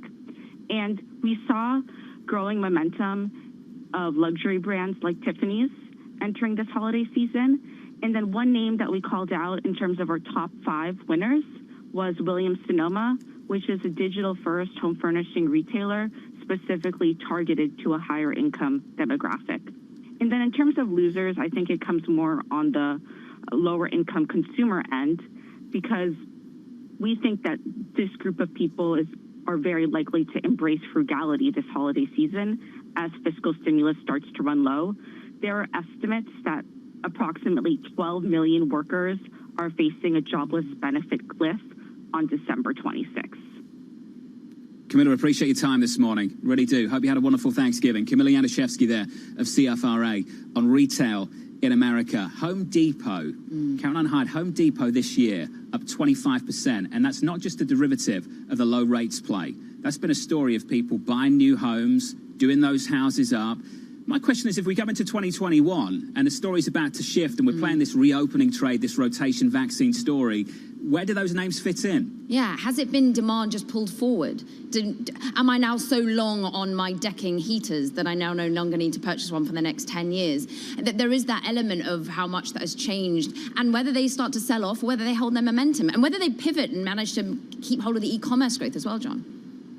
Yeah, I think it's really important to reflect on what happened this year. We had one of the most counterintuitive experience with the labour market ever. The most counterintuitive experience with the labour market ever. Unemployment surged, yet disposable incomes went up.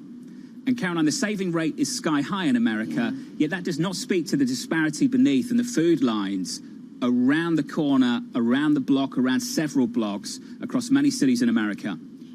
It's so painful what you see on the streets. We can say it 100, a million times, the stock market is not the economy, John. And also we're starting to see signs of that when you look at the economic data we saw on Wednesday. Personal income among them, it didn't look so pretty, and you've been saying it time and time again. Jobless claims, jobless claims, jobless claims. It's going to hit at some point. Claims 2 weeks, moving in the wrong direction. Coming up on that, Drew Mattis of MetLife Investment Management. Looking forward to that conversation. From London and New York this morning. Good morning. It's a beautiful one in New York. Futures up 9 on the S&P 500. We're up 0.25% on Bloomberg TV and radio. This is Bloomberg Surveillance.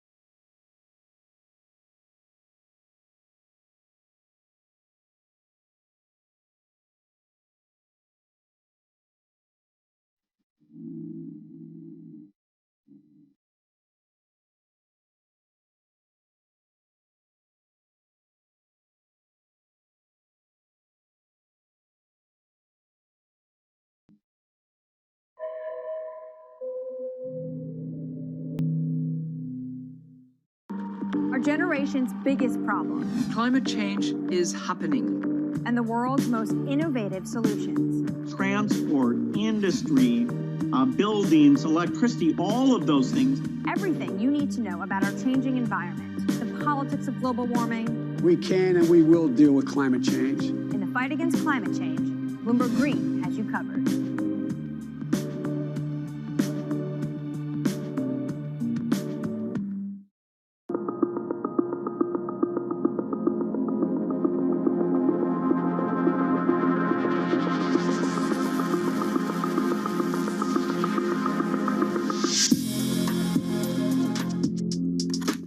Market that over the past few weeks has made it clear it wants to go higher. It got a little spooked by the idea that geopolitical tensions are rising.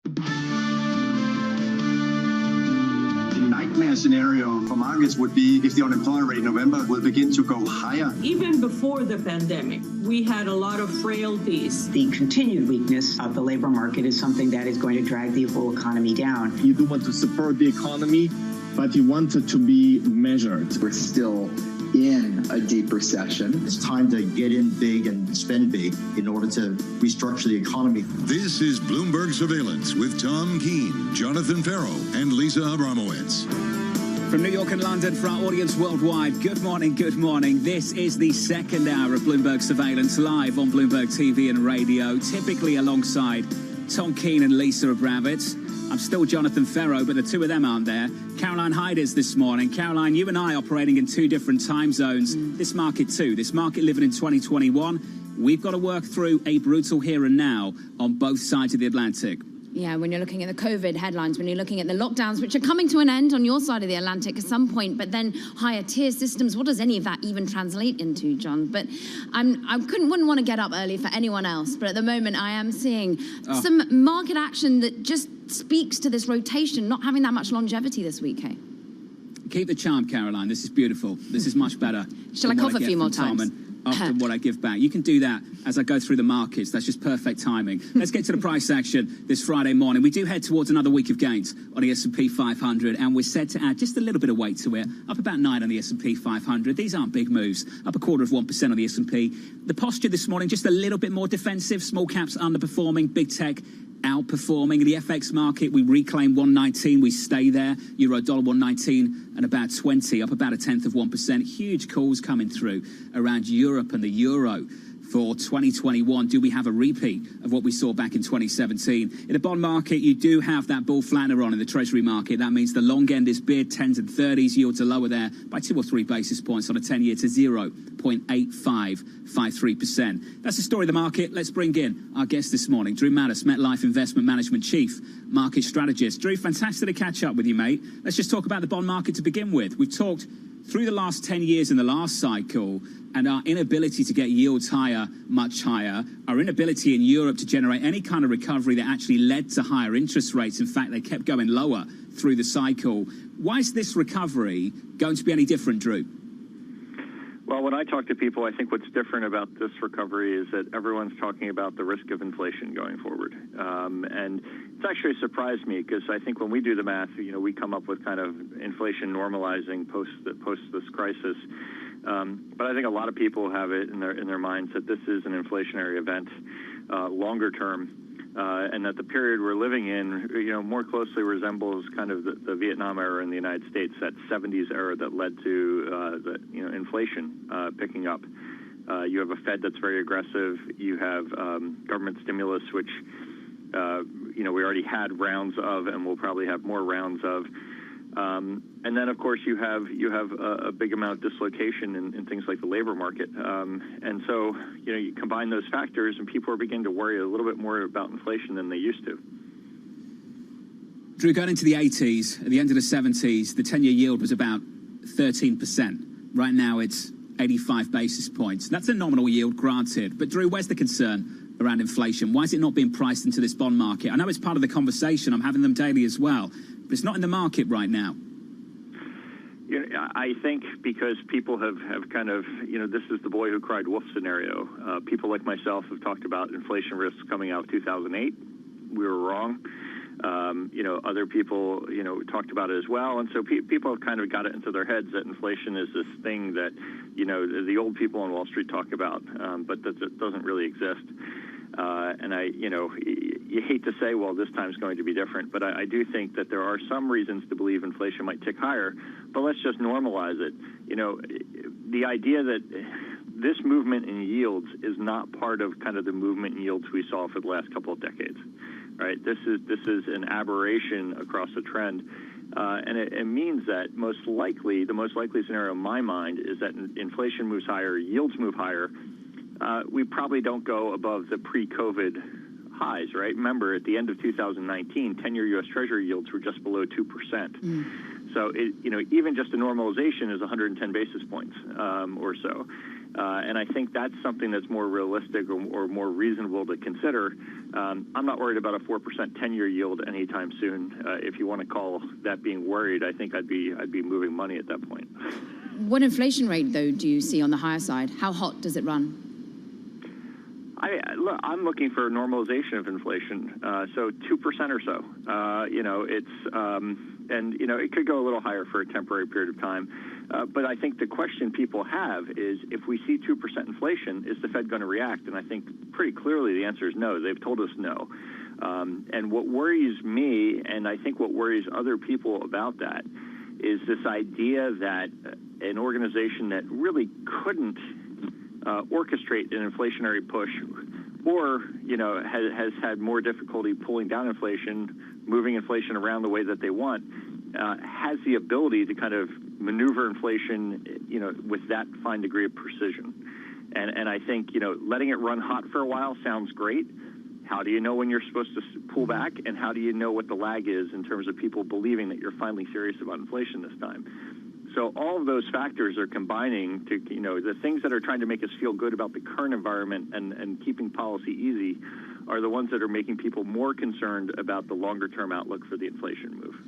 Where is this inflation coming from, though, Drew? Are we importing it? Are we fiscal stimulating it? I think people are going back to the idea that it's a monetary phenomenon. The Fed has created a gigantic balance sheet. But unlike in 2008, where there were regulatory changes that made banks, hold more in the way of bank reserves and kind of more of that liquid cash, there's nothing on the other side of it this time. There are no regulatory changes that have taken place to kind of make people want to hold more cash. People are holding more cash because of COVID, because of the risks around the economy. If you take that away and all that money is still sitting out there, people wonder where it's going to go. I also think, from a psychological perspective, the savings rate's very high. People are kind of tired of being in their homes, tired of being locked up. Where are they going to go spend that money when the all clear is given? And is there enough capacity in the places that they're going to want to spend that money to actually allow them to spend it? And I think the answer is no, right? There's going to be, a lot of demand for a lot of experiences and things like that are just going to, it's going to be whoever wins the bid. The turn of the year is a really important time for bookings for airlines going into Easter, the Easter holiday, going into spring, going into the summer. And Drew, you can imagine the competition for flights to go on vacations if the vaccinations have actually started. I want to check in on the price action just quickly, Drew. Just excuse me for a moment. Equity futures are near session highs, up about 10 points on the S&P 500. Had a brief move on the VIX. Just for a moment, sub 20 for the first time, I believe, going all the way back to February. Sub 20 just briefly, right now 20.88. Drew, just to return to the story of rates, you said something really important and really quite compelling. The most important question right now through 2021, if we do get anywhere near 2% inflation, 21 into 22, is how the Fed responds. And they've set up their reaction function really, really clearly on rates. Now, Drew, I'm trying to work things out and just extrapolate it out a year, 2 years, 3, maybe 5, so forgive me. But do you think we could face a Europe-style issue where we go through a full cycle, a full recovery, without ever putting rates up? I think it's possible. It depends on a recovery from what. One of the things that, I think is easy to lose sight of is most forecasts, including our own, had a recession in 2021. That's when we were expecting a recession. So we were preparing for a recession in the later stages of 2019 because we saw one coming a year and a half out, not because of a virus, obviously, but if you looked at margins, if you looked at the way the labor market was behaving, it all suggested that something was going to begin to kind of fall apart in the later half of 2020, and by 2021 we'd be staring a recession in the face. I don't think this is a cycle. This is a shock. The cycle that we're in, probably reset actually a little bit, right? We've had the recession. Having the recession, seeing the labor market do what it's going to do. I actually think the next economic cycle could be something like the 1990s. You're seeing, there's going to be improvements in productivity. Think of this as, think of all the technological advancements that happened during World War II, right? This is not obviously World War II, but this is a big shock to the global system that required big movements in technology, that required big changes. We're experimenting with things, we're figuring out how things work, and we're doing it at a very rapid pace. And when we come out of this, a lot of the changes that take place are going to be ones that are actually productivity boosting. Yeah, but and Drew, I think we need to really think about the positives sometime. Put my money to work then, Drew. In your focus as chief market strategist, where in your portfolio are you adding? Well, I mean, look, don't fight the Fed's a good adage. I think, if you look across, we are a fixed income oriented portfolio. So we're taking our cues from the Fed. We're taking our cues from kind of where we think things, should be going. But we're also not losing sight of the fact that, some of the, I think some of the ideas that are being put forward are maybe getting a little ahead of themselves, right? People are going to go back to offices, right? There is an efficiency there of people going to offices. There's some lack of efficiency there, but there's also, I think, more benefits than not to going into an office and interacting with people on a daily basis and seeing those interactions and what they turn into. Once again, part of that experimentation process. And I think, for a long time, people were like, why do we need to go into offices? What value does it add? I think everyone who's been working from home for the last 8 months can give you a good idea of what actually value is added by going into the office. And I'm sure some of those stories are very personal too. Drew, appreciate the time, sir. Drew Mattis of MetLife, thank you. Talked briefly about the VIX dropping below 20 for the first time since February. Just a sneak peek, a visit. We're back above that level once again. Just to walk you through the markets so far. Up 10 on the S&P 500, advancing 0.28%. At the close on Wednesday, high yield spreads just off the tights, post-pandemic shock tights. Just off those levels of early November, 4.09. 409 basis points. That is the spread in high yield right now. A little bit more on that a little bit later on the politics down in Washington, D.C. in just a moment. Ed Mills of Raymond James for our audience worldwide from London and a beautiful New York. Equity futures advanced 10 on the S&P 500, up a third of 1%. This is Bloomberg.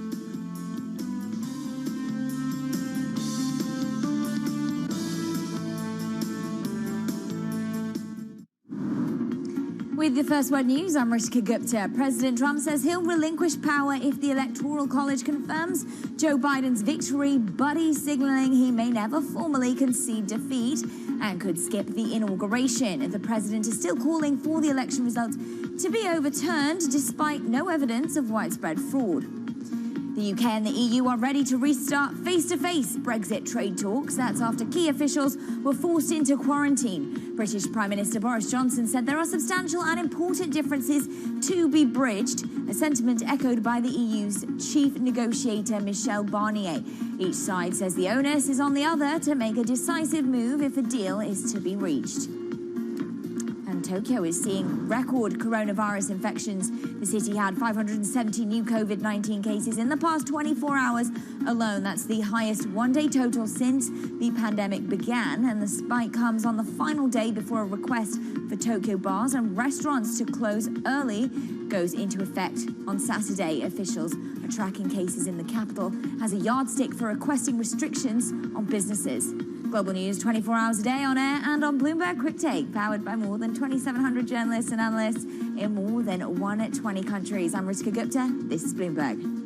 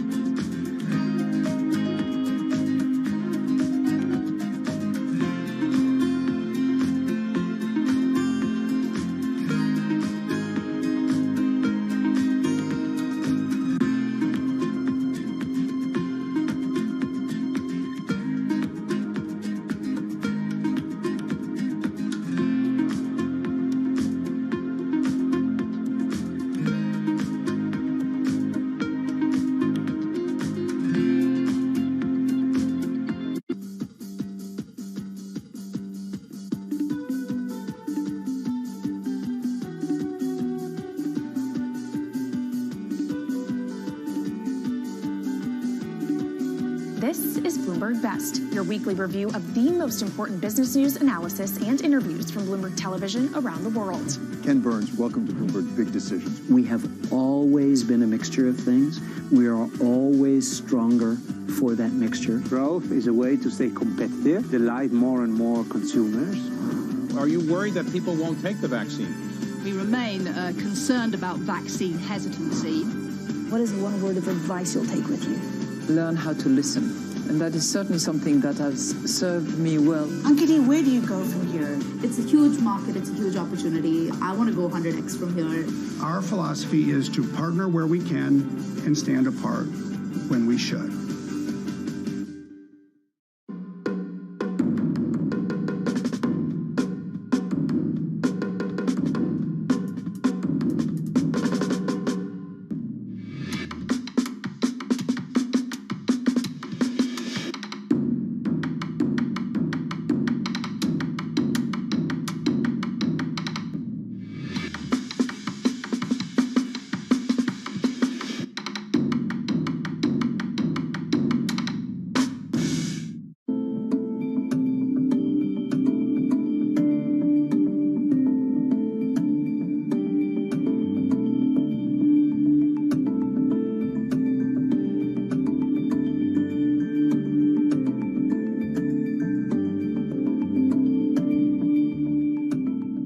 I think what we've seen during this period of time is that communicating via video is not a fad. We are using it in all aspects of our lives, for work, for learning, for communicating, for staying in touch.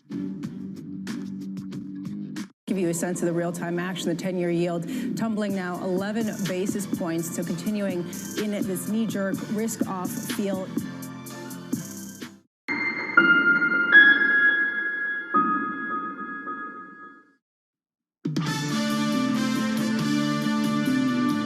Official forecast is that the U.S. economy will have returned to the pre-COVID level of GDP in Q2 of next year, but I think that has to be considered in light of this burgeoning caseload in around the country. That's clearly going to weigh on that forecast. Paul, and that was Catherine Mann, the Citi Global Chief Economist, speaking of Bloomberg Surveillance. This is Bloomberg Surveillance live on Bloomberg TV and radio. Alongside Caroline Hyde this morning, I'm Jonathan Ferro. The story around the economy, the short term and the long term. And Caroline, in many ways, we've been trying to disentangle the short term from the long term. The short term is going to be brutal, choppy, a lot of cases picking up in the United States, hospitalizations, the things that we don't like talking about, people don't like seeing happening. Next year is the hope. It's the comfort trade. Can you actually draw a line between the two? Or does one, to some degree, shape the other? And I think that's what Catherine Mann is getting at in the short to medium term. Yeah, maybe we're not pricing enough at the moment, the pain that we're about to go to, this dark winter that Joe Biden talks of. And that's not being priced in by a VIX that falls below a 20 handle. That is not priced in by an S&P 500 that, if the futures hold, mean we're back at a record high today. The fact that we're back at a record high on the NASDAQ. The economy is not reflected by the stock market, the K-shaped in particular, John. Are we starting to see it in jobless claims the last couple of weeks? Claims next Thursday. They will be watched very closely. Let's get to the price action. Ahead of the opening bell, about 1 hour and 11 minutes away, we shape up as follows. About a record high after record high. In the S&P 500, we come back. We had about 10 points to the S&P in the rally this week of about 2% coming into Friday for the benchmark. And the FX market up 0.1% on euro dollar to 119.27. And in the bond market, just echoing, reflecting that defensive posture that you see in equities with the small caps underperforming and big tech outperforming. Bit of a bid into the bond market. Subtle, small yields lower by about 3 basis points on a 10-year to 0.8553%. On Washington, D.C., I'm pleased to say that we can have Ed Mills into the conversation now. Raymond James, Washington policy analyst, he joins us now. Ed, great to catch up, sir. I don't know what it says about the moment we're in right now when a question to the president about stepping out of the building actually makes a headline, but that's where we're at. He was asked if the Electoral College confirms and affirms Biden's victory, will he leave? And in his words, certainly I will, and you know that. Ed, can you walk me through the key days between now and January 20th? Yeah, John. So the dates we're watching is by December 8th, all states should certify their ballots and their election results. On December 14th, the Electoral College meets in the state capitals by December 23rd. Those are transmitted to D.C. If they're not up there by then, the government starts asking for it. And then January 6th next year, with a joint resolution by Congress, the Electoral College meets in D.C. to ratify the results. If one individual has 270 Electoral College votes, that individual will become president of the United States. All indications point at this time that it is going to be Joe Biden. So, Ed, just to be clear, when are the Georgia runoffs? It is on December 5th. So it's going to be a pretty busy week, that second week here in December, or in January, I'm sorry. So in January 21, we have January 5th and January 6th as two key dates. Do you see the president and the Republican Party, for that matter, maintaining the current stance, the way they're playing things around the Electoral College and the votes and the affirmation of the Biden victory, Ed, going in to those runoffs in Georgia? Yeah, so John, I think when you look at the runoff, there are a lot of reasons why the current stance is potentially helpful to the Republican incumbents and is potentially really harmful for the Republican incumbents. They're walking a fine line. Those two incumbents are already campaigning on this idea that their victory is a check on the Biden administration. There's a lot of Republicans who are not willing to accept that there will be a Biden administration. And, you know, if the incumbent Republicans, Senator Perdue and Senator Loeffler, are not seen as adequately standing up for President Trump, will the Republican voters who showed up on the polls on November 3rd show up again in January? I think that's a real open question. Democrats have similar issues. Will the individuals who showed up for the presidential race in November show up once again in January? We view those races as a toss-up because I think we need a few more weeks to have this fleshed out a little bit more to get a true sense as to where those elections are headed. And it is a possibility that Democrats will have a majority in the Senate. I don't think you can dismiss that at this point. And what does that therefore mean for policymaking, Ed? It is a binary event, Caroline, if there is a Democratic Senate, in terms of who can be put up for confirmations, who could get confirmed, who's leading these regulatory agencies, who's leading these cabinet agencies, what legislation goes on the floor. There is an opportunity once a year to pass what's known as a budget reconciliation bill. That usually has been done for taxes, but back in 2010, that was done for the end part of Obamacare, the Affordable Care Act. That changed student loans. The Democratic agenda can pass the Senate with a simple majority vote. It does not need filibuster reform to get those major pieces of legislation and regulatory changes through. So if there is a Democratic Senate, the market has to pay a lot more attention to the legislative side than they would be if Republicans are able to salvage one or both of those seats in Georgia. Yeah, Ed, the people you're speaking to, the clients you're speaking to, do you think they're factoring this in? Do you think the market's pricing this in? You know, Caroline, I think there are some who are factoring this in. I think the conventional wisdom is that the most likely outcome is a Republican Senate. And I think in a probability percentage, yeah, that is true. I think that what we are reacting to right now is we did have a delay for certification of election results, but the market has largely moved on from the presidential election and are focused on the other macro issues in terms of what is happening with COVID and ultimately who Biden is selecting for his cabinet. And when I saw the pick of Janet Yellen earlier this week, it was something that's what the market's focused on, is understanding what leadership does Joe Biden bring to the presidency, if the assumption is correct, and what the next 4 years would look like there versus, you know, probably underappreciating the potential for changes should the Democrats pick up both of those Senate seats. The market so far likes what it sees and hears. Ed, great to catch up. Happy Thanksgiving Likewise. to you, sir. Hope you had a good one. Ed Mills of Raymond James, thank you. Got to say, Caroline, the difference of the Georgia runoffs is the difference between maybe something like $500 billion in stimulus or something closer to $2 and maybe more trillion dollars. That's the spread right now. That's what the Georgia runoffs does. It dictates one or the other to some degree. And that band, that range, is huge. binary, as I just called it. And I feel that this is something the market has got comfortable that there's going to be difficult cogs turning over in Congress. They feel that there is going to be friction, but I wonder whether it's being priced in enough at the moment. Well, I think market participants right now just want to turn the volume down on Washington, D.C. and turn the volume up on a smooth vaccination rollout. That's the hope for 2021. Alongside Caroline Hyde this morning, I'm Jonathan Ferro. Good morning to you all from London and New York, live on Bloomberg TV and radio. Coming up on this program, the U.S. economy, Q4 isn't over. Q1 hasn't started. The outlook in the short term with Dan Alpert of Westwood Capital. This is Bloomberg.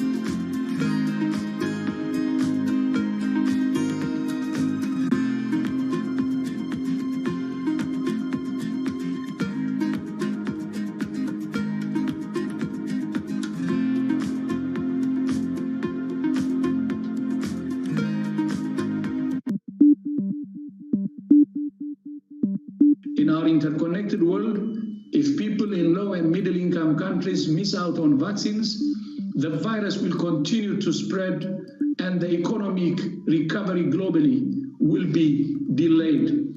Equitable access is in the national interest of each and every country.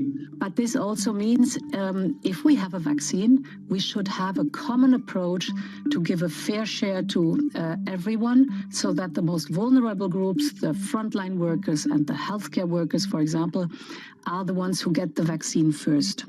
We're donating another $70 million to fight COVID-19.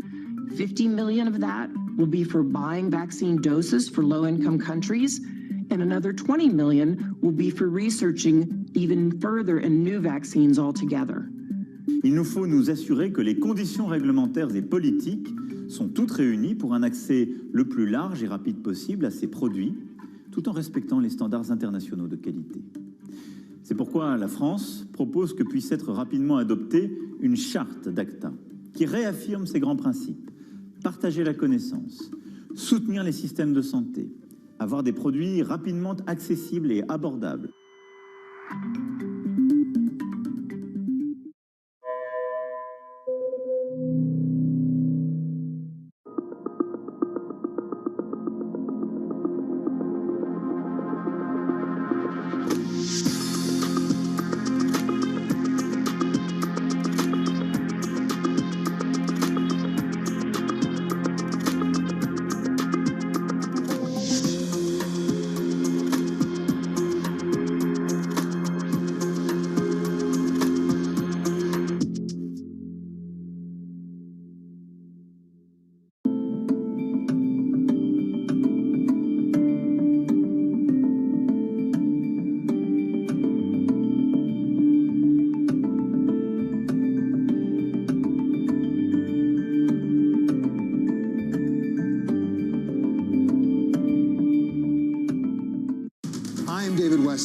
Bloomberg Television is reinventing one of the most iconic brands in financial television for a new audience.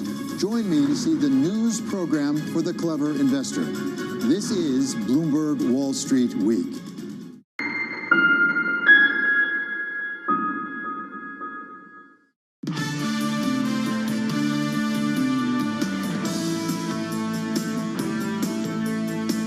From London and New York, this is Bloomberg Surveillance for our audience worldwide. We're live on Bloomberg TV and radio. Alongside Caroline Hyde this morning, I'm Jonathan Ferro. Tom Keane, Lisa Brammett's taken another day off. We'll see them on Monday. Want to do two things here. Start with stocks, then get to bonds. The equity market staring down a barrel of a week of gains across the board here on the S&P, the Nasdaq, and a Russell as well. This morning, The counterintuitive story for many of you, hoping that we will get that vaccination and that big boost to cyclical appetite, all of those things. This morning, it's tech that leads. Tech leads. Just on the session, on the week it's the small caps, but on the session it's tech. The Nasdaq up about 0.5%. The Russell basically unchanged. Bit of a defensive posture to this market today. Switch up the board. You see it in the bond market too. Yields are lower on the long end, on 10s and 30s. We come down by about 2 basis points on a 10-year to 0.855%. On a 30-year, just south of 160. 2 questions for me. Is it technical? Or is it fundamentals that are keeping a lid on yields right now? So let's start with the fundamentals. The fundamentals, the data, not great.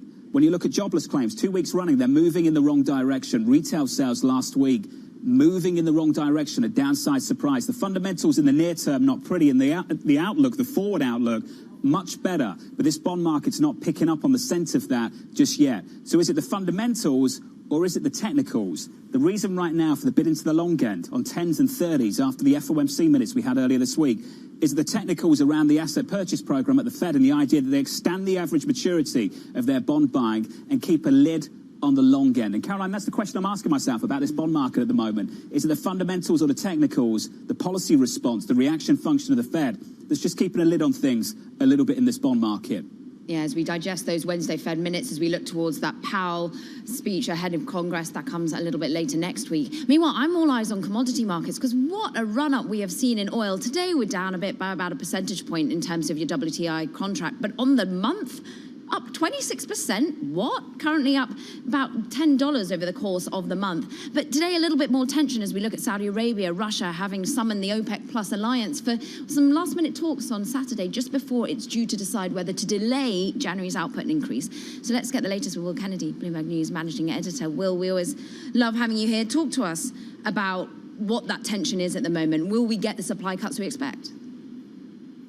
Hi, Caroline. So we went into this meeting expecting that it would be quite straightforward, that OPEC at the moment is meant to be putting almost 2 million barrels a day of extra oil into the market under the terms of the agreement they struck right at the worst point of the pandemic when oil markets were collapsing. And they had this plan to gradually put oil back into the market over the next 2 years. Now, we expected them to delay that plan because they didn't think the market was robust enough yet to take that extra oil.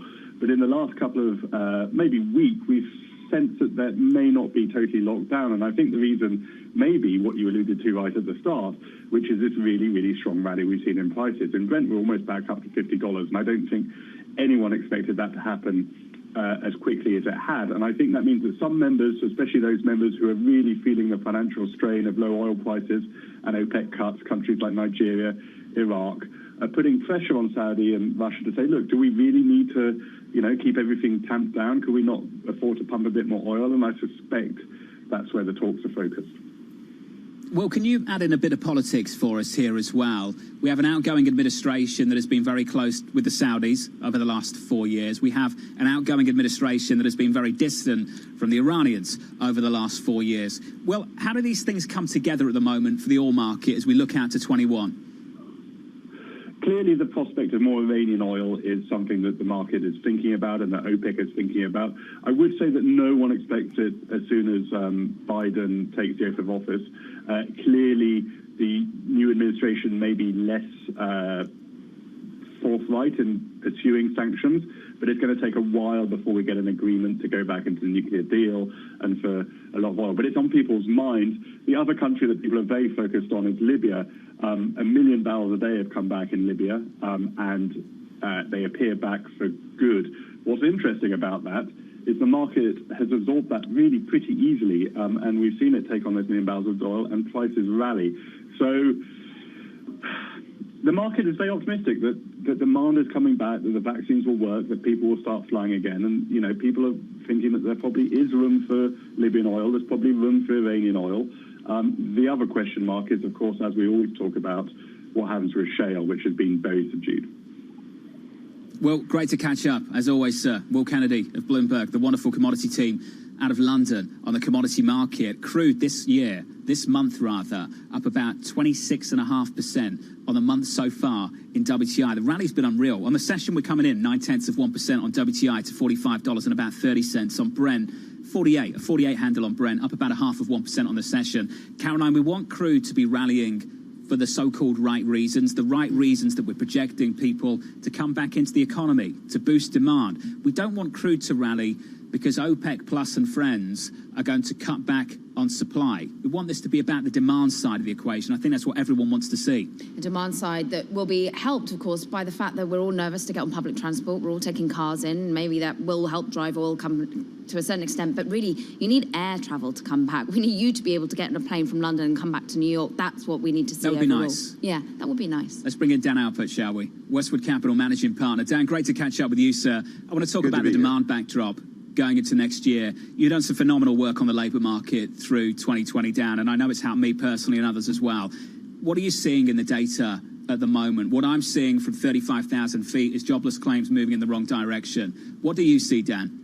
Well, we're also seeing a reversal in the income growth that we saw because of all the government support that was injected during the course of this year, during the period of, especially during the early period of the pandemic. So, you know, income is down, even though spending continues. That can't go on forever. Look, we have some very good news out there in the form of the vaccine and in the form of the change in administrations. Clearly, the market is applauding the elimination of the instability of the Trump years and is very focused on some wonderful vaccine news that we've had. But to get to where we're going, we need to bridge to the first and second quarter next year. And that, I think, is going to be somewhat difficult if we don't change our plans right now. We've got 4 areas that really are going to cause a problem. And one of them you've already articulated, which is that household incomes are not growing. In fact, they're declining. And not only that, households, to the extent that the virus continues to flare up, are going to experience increased layoffs. We're going to be in a position where we need to actually come back and support households in order to maintain aggregate demand across the economy. The other part is that all the wonderful things that we did earlier in this crisis to support businesses, especially small and medium-sized enterprises with PPP and other programs, that's all gone. And now you're heading into cold winter months. Think of what's going to happen to restaurants. Think of what's going to happen to other enterprises that are under a great deal of pressure. We're already seeing in the unemployment claims data an increase in layoffs. You know, if you take the seasonal adjustment out of that data and look back, you're talking about over 800,000 layoffs from last week's data. So if that continues, that's a real problem. On top of that, we've got state and local governments that are experiencing increased layoffs because of budget constraints. They're going to need some help. And then finally, we have these large enterprises. I mean, just think, you talked a few minutes ago about the airlines. Yeah, we need those people to rehire. And not only that, before they rehire, we need to make sure they're on good financial footing. Some of them still may be finding their way to bankruptcy courts. Just think of all of the retail bankruptcies and now project that forward into what is clearly a lag in time. You're going to have a bunch of hearings in those bankruptcies where people are going to be closing stores, which, of course, debtors are entitled to do.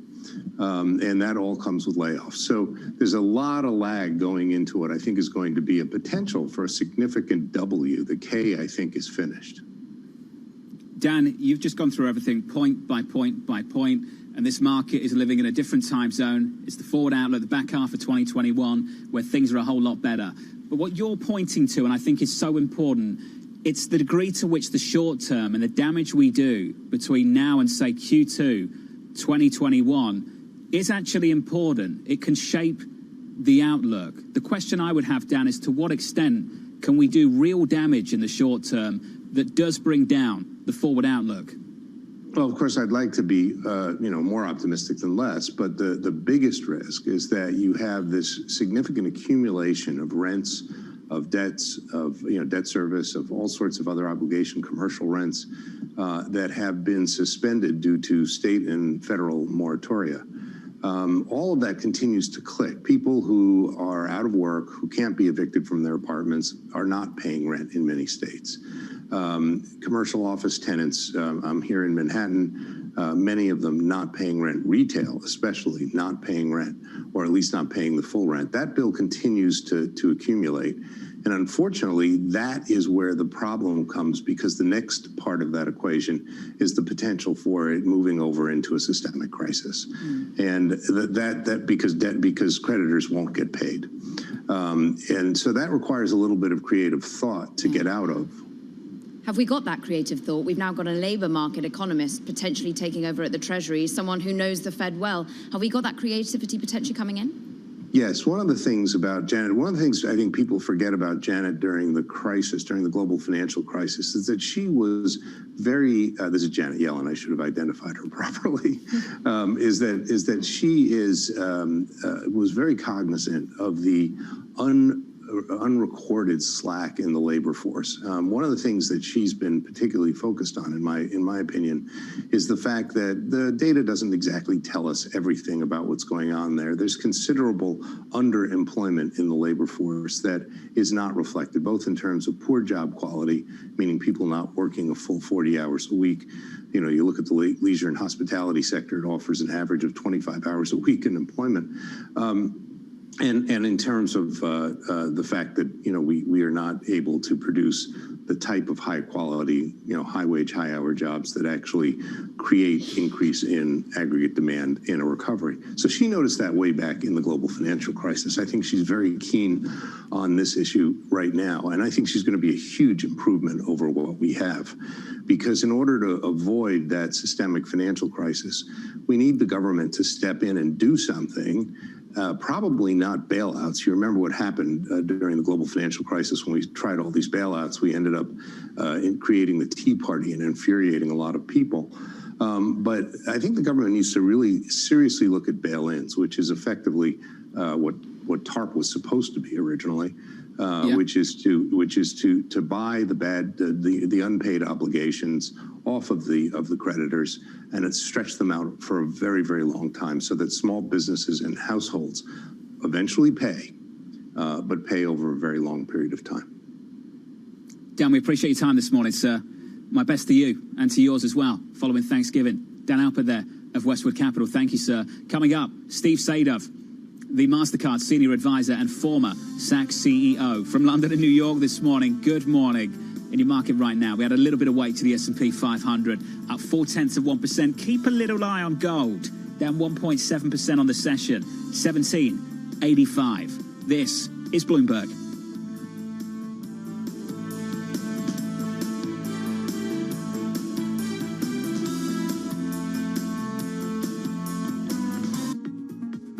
With the First Word News, I'm Ritika Gupta. AstraZeneca's vaccine looks like it's headed for a new trial. The drug maker is hoping to clear up uncertainty and confusion surrounding the results in its current study.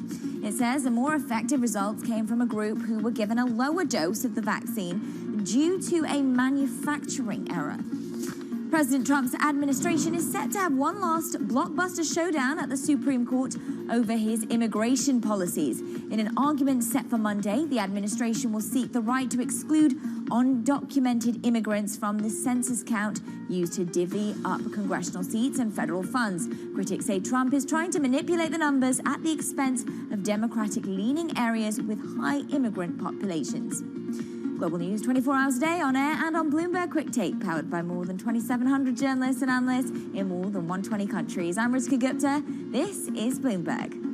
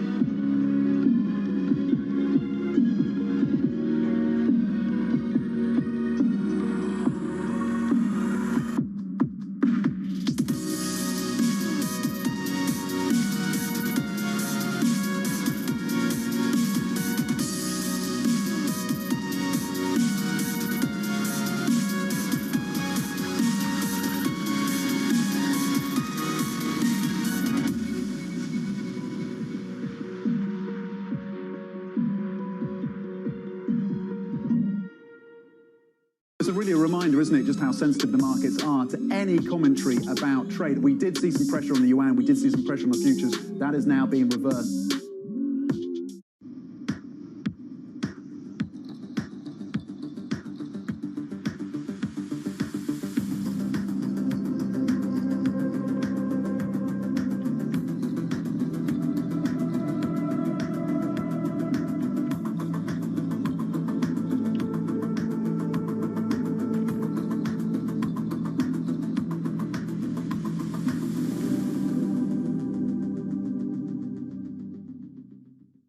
Valuations, particularly, sort of the technology landscape, have gotten to some pretty extraordinary levels. So I think it's not a surprise. I don't think it's any indication of the beginning of the end, but I do think markets don't like uncertainty.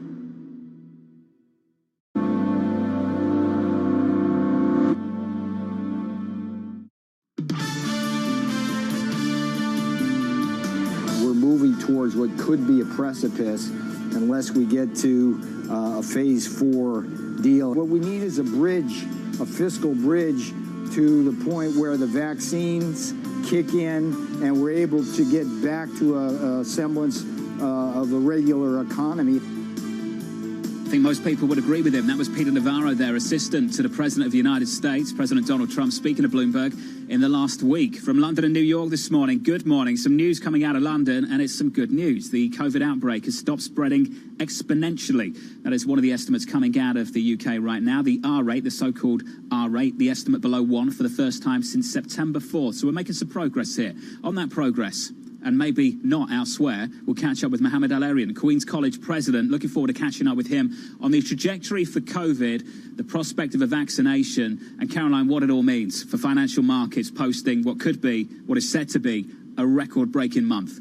Yeah, I always love those conversations, the disparity that we see between the economy and the markets at the moment, Jonathan, something you're going to be focusing in front and centre with Mohammed Al-Arian, I'm sure. I mean, what's your key one question to him?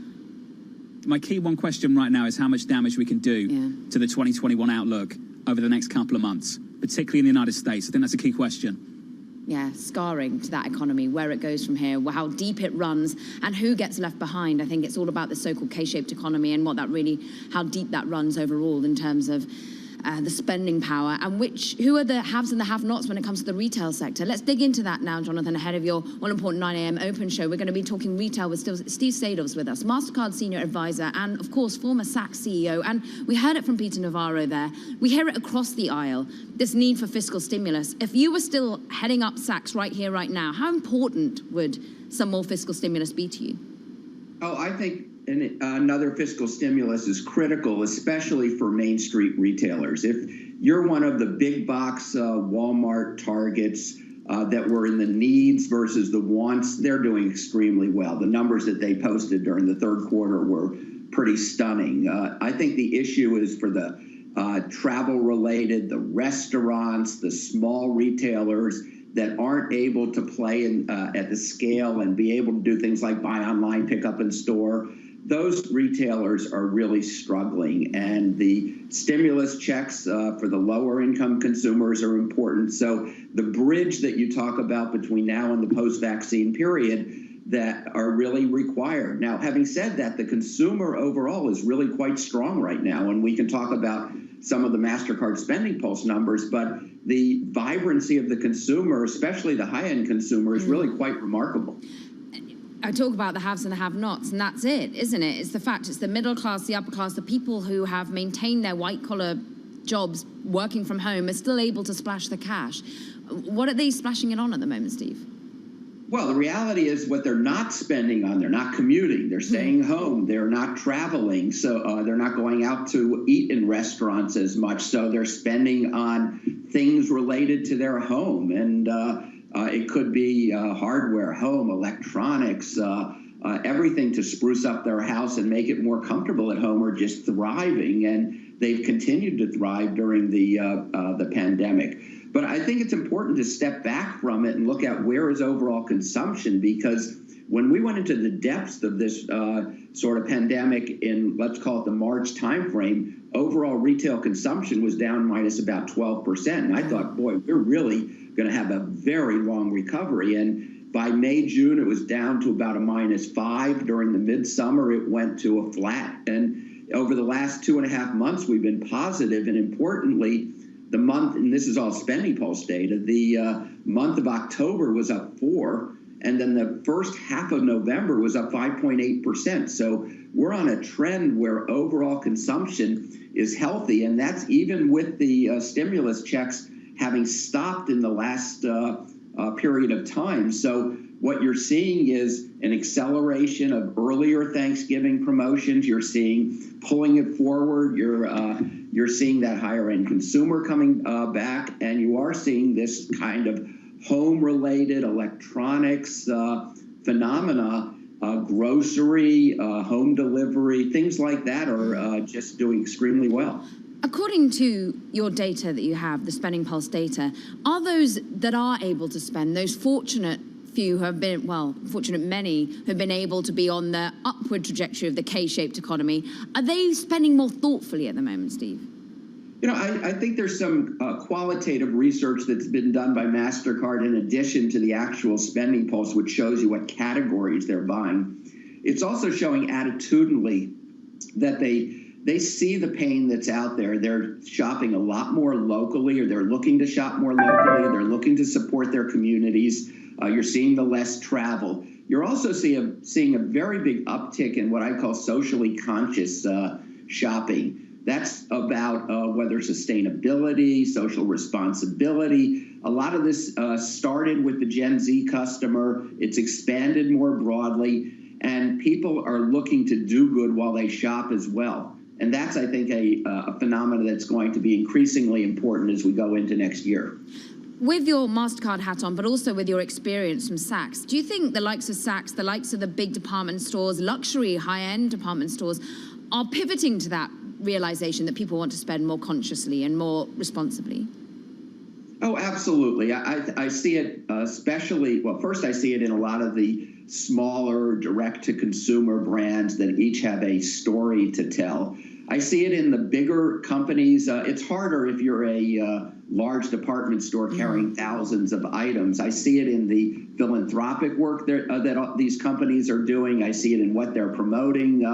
So there is an effort being made. It's a little bit, I think it's on a case-by-case, company-by-company perspective. But I do see it as being an underlying trend that's hitting all of the retailers, not just the individual DTC brands. Steve, MasterCard has such a wonderfully global perspective.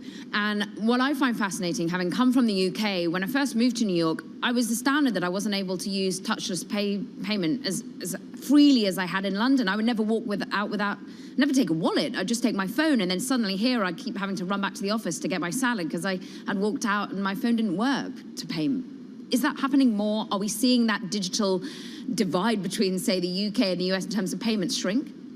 I think you've seen a massive change going on over the last, let's call it 8 months, and it's driven by the consumer's desire for convenience and safety. So anything that relates to safety, touchless becoming, contactless becoming one of those elements, buy online, pick up, curbside, shopping online, are having exponential growth. You've seen overall internet commerce going from 12% of commerce to 20% of commerce. Even today, over high base, growing in the 50 to 60% growth range. Contactless, meaning let's call it a touchless credit card experience, that's growing exponentially. It's nowhere near the levels that you're seeing in, let's say, a London. And I think that's going to be the opportunity. So these trends have been accelerated by probably, let's call it 8 years of change in 8 months, or 6 years of change in 6 months.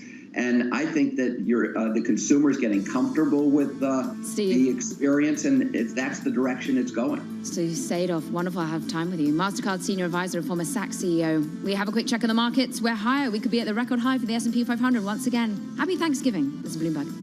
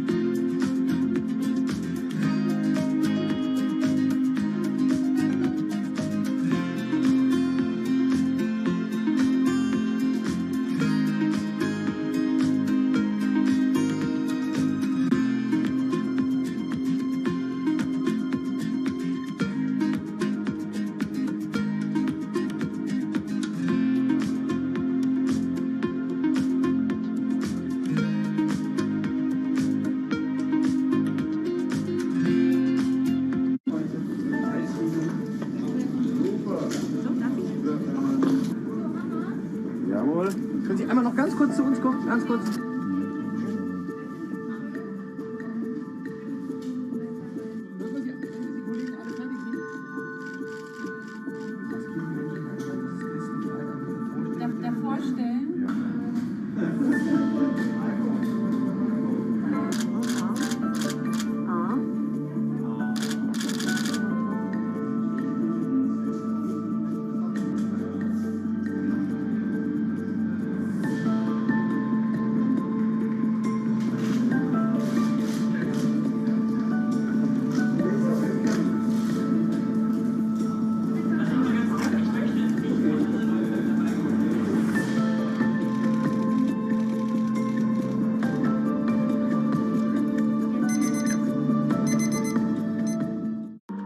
Generation's biggest problem. Climate change is happening. And the world's most innovative solutions. Transport, industry, buildings, electricity, all of those things. Everything you need to know about our changing environment, the politics of global warming. We can and we will deal with climate change. In the fight against climate change, Bloomberg Green has you covered.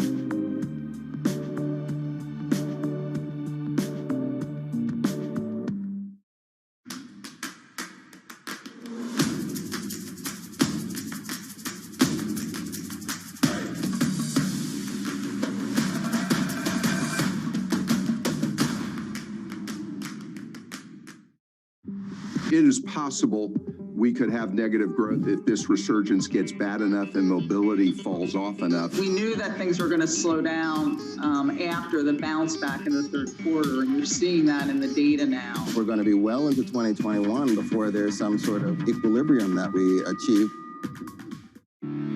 We explore the trends, investments, and competition of the European ETF industry. Join us on Bloomberg ETF IQ Europe.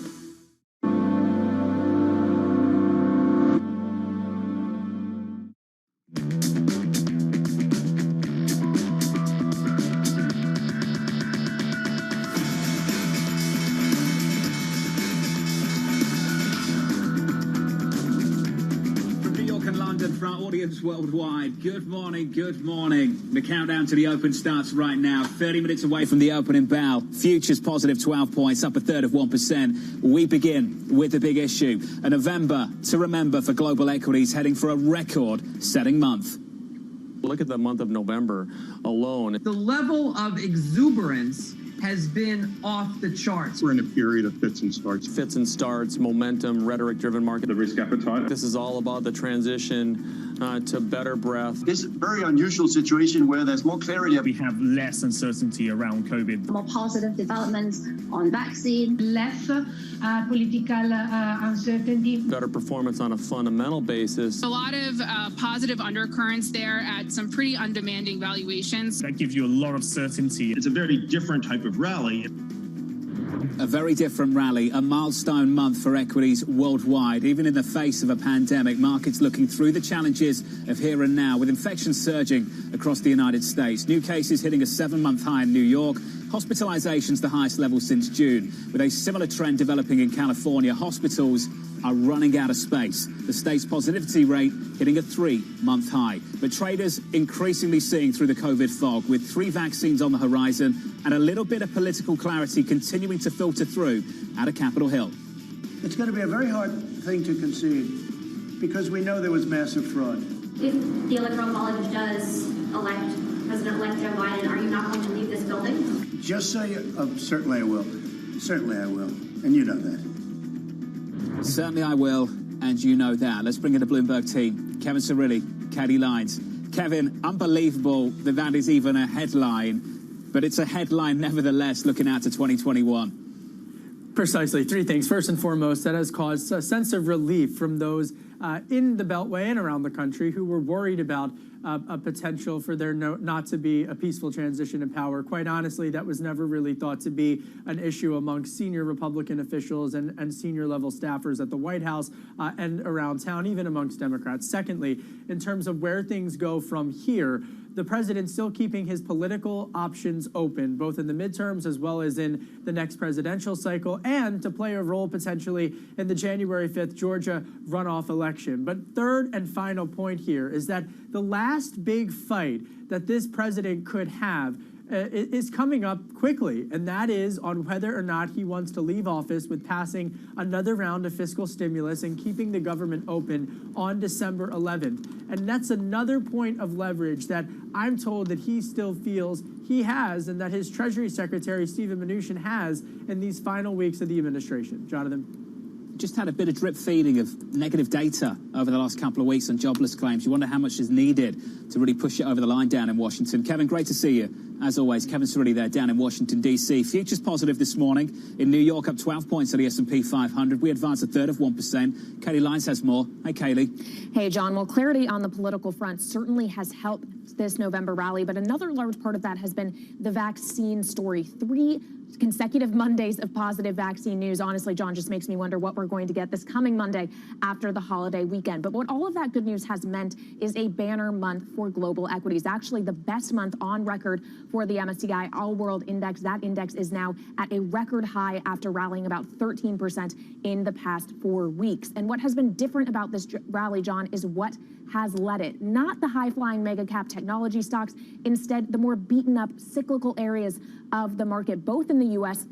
and in Europe. If you just take a look at the performance of the Russell 2000, it is up about 16% in the past month. Of course, that cyclical recovery trade, the story here, in the S&P 500 equal weight index relative to its market cap weighted peer is performing better, up about 13% this month. And you have the more beaten up areas in Europe like Spain and Italian equities higher as well. And that reopening trade is also evident, John, when you look at the relative laggards that are now the stay-at-home stocks. What had been some of the best performers on the year now turning in the other direction. Stocks like Zoom, for example, having its worst month since April, for Peloton since all the way back in February. And if you look at the basket of stay-at-home stocks as a whole, we could show you hopefully on the Bloomberg terminal at GTV Go, it is now underperforming relative to the likes of hotels and cruise lines, those travel stocks. Actually, what is performing better in the month of November, the thinking being a vaccine means more people are going to be spending their time traveling, less time on their couches, John. Kelly Lyons, we hope so. We hope that is the case for 2021, and certainly this market is running away with that idea. The small caps up for a 4th straight week. The outperformance has been absolutely phenomenal. Can it continue? Dan Morris of BNP Paribas thinks so. He says we can extend the outperformance. He writes the following: the rotation can continue. The gap in valuations between growth and value is driven by tech and the FANGs. Given how far these stocks have run up through the pandemic, the tech sector could underperform even further. Dan joins us now with more. So, Dan, that's a relative story, that tech can underperform versus, say, the cyclicals. Can cyclicals outperform in absolute terms? Can they deliver and carry on delivering? We think so. I mean, in general, you're looking for a supportive, positive environment for equities in general. So at that point, you want to look at the places where you think you're going to do better than whatever your benchmark might be. And we do think largely it's going to be a reversal of a lot of the trades that have worked over the last 9 months. So it is really, if we focus on value, as you've been mentioning, the beaten down sectors, everything that didn't do well when you were staying at home, it's really their opportunity to shine. And as we said, we think there is more room for them to rise. Dan, sentiment's picked up quite clearly over the last month. A little bit of political clarity, the vaccine news as well. Vaccinations might start in the next several weeks. We all hope so. Dan, my question is a pretty basic one. How bad does the data need to get over the next month to really start chipping away at the confidence that we've built up over the last several weeks? Well, to some degree, we actually anticipate that happening, or at least aware of that risk. So even at the same time that we're overweight equities and have a optimistic outlook for the medium term, in the short term, we recognize that there are risks. I mean, you cited the numbers just now about what's happening, particularly with hospitalization capacity in many states. That's very likely going to necessitate an increase in restrictions. We've been through this before. We know what that's going to do to economic activity, what that's going to do to corporate profits. Now, on one hand, we all expect and anticipate this will be limited in duration, but at the same time, at some point, as you say, if it gets bad enough, markets will pay attention. So even with our overweight equities, we do have hedges on in case there is a downturn in the market. But if that were to happen, we'd actually look at it as an opportunity to increase our positions. See, Dan, this is the issue for me. What this market looks like if we get a sub-50 PMI. in the United States at some point in the next couple of months. Now, Dan, I think base case, we saw it happen in Europe, not outside the realm of possibility that it could happen in the United States. I want to understand how the market responds to a sub-50 PMI, with the forward outlook still looking good. What do you think that response would be, the reaction function of your average investor who's loaded up on cyclical stocks, who then has to face down a sub-50 PMI? I mean, certainly you would see some type of reaction. It's not going to go unnoticed. If it would be that violent, we're not so sure. Let's remember how low PMIs got back in March and April. Even if they did drop below 50, we had readings of 30 in Europe. So comparatively speaking, isn't all that bad. I think it'll depend a lot on whether that's both in services and in manufacturing. You would anticipate it's going to be in services if, again, you're shutting down hotels, you're shutting down leisure activities. Manufacturing, for the most part, has been reasonably robust. And I think what will be different to the degree we get another round of lockdowns is that governments in general have become more adept at targeting them, one, where it hopefully has the biggest impact on the infection rate, but also doing as little as possible damage to the economy. So you're going to try to keep factories open. You're going to try to keep people working as much as possible. And generally, manufacturing is able to adapt better than services sector, where clearly if you can't go into a hotel, there's very little revenue that they're going to get. Dan, you talked to me about what you'd be buying. Talk to me about where you'd be buying those companies. About where? Our geographic allocations right now are particularly to small cap stocks, both in the U.S. and in Europe, and also to emerging markets overall. I think we appreciate if we do get, and we anticipate getting some sort of fiscal stimulus in the new year that is really going to be focused as much as possible on domestic demand. We know that's where things have lagged over the last 9 months because people have been nervous. They haven't spent as much money as they would have otherwise. So that makes sense from a small cap point of view. In terms of emerging markets, we do anticipate a better international trade dynamic than we've had over the last 4 years. It's not going to be a 180-degree change, but should be better. And then don't forget the demand pull that you're going to have coming out of China. They've already made up all the losses that they had from the lockdown recessions. 5 to 6% growth next year. It should be good for the rest of Asia. Dan, it's great to see you. Hope you had a good Thanksgiving, sir. Dan Morris there of BNP Paribas. Thank you. 20 minutes out from the opening bell, call it 21. The bid into NASDAQ futures just picking up 84 points on a session so far. The S&P 500 advancing 14. With your movers at the market desk, let's bring in Bloomberg's Danny Berger. Hey, Danny. Hey, John, look, it might be sort of a mild melt-up day for the entirety of markets, but some of these COVID stocks, the COVID vaccines and treatments, really look like they're set up for a sizable rally in today's session. Sorrento Therapeutics Technologies, they're one of them, rallied as much as 22% pre-market, now up around 17%. They're getting more funding for one of their gene therapy COVID treatments, as much as $34 million in their phase 2 studies. Again, I mentioned the COVID trade here because Moderna also up after trading at a record high before Thanksgiving. Investors, they're still waiting for that final analysis of the effectiveness of their vaccine, but still people putting in a strong bid, 5% pre-market for that. Now look, these last two really tell us that today it is a day trader's market. A lot of these names that day traders like, be it Palantir, Tesla, all look like they're moving up pre-market. Palantir up 7%. It looks like it's headed for a more than 60% rally this week. Both Palantir and Tesla have gone absolutely parabolic over the past week. And look, both of these, they have some heavy options, some heavy call options hitting them on the tape right before Thanksgiving break. And because of that, we could see some of those prices pinned around big call numbers. Danny Berger, thank you. Danny, we'll catch up later in the hour. Tesla on the year, up 586%. Can you imagine sitting down around a table January 1st, 2020, and I tell you, we're going to have this huge pandemic, and at some point in March, the credit market's going to totally seize up. Then I say to you, what do you think happens to Tesla equity?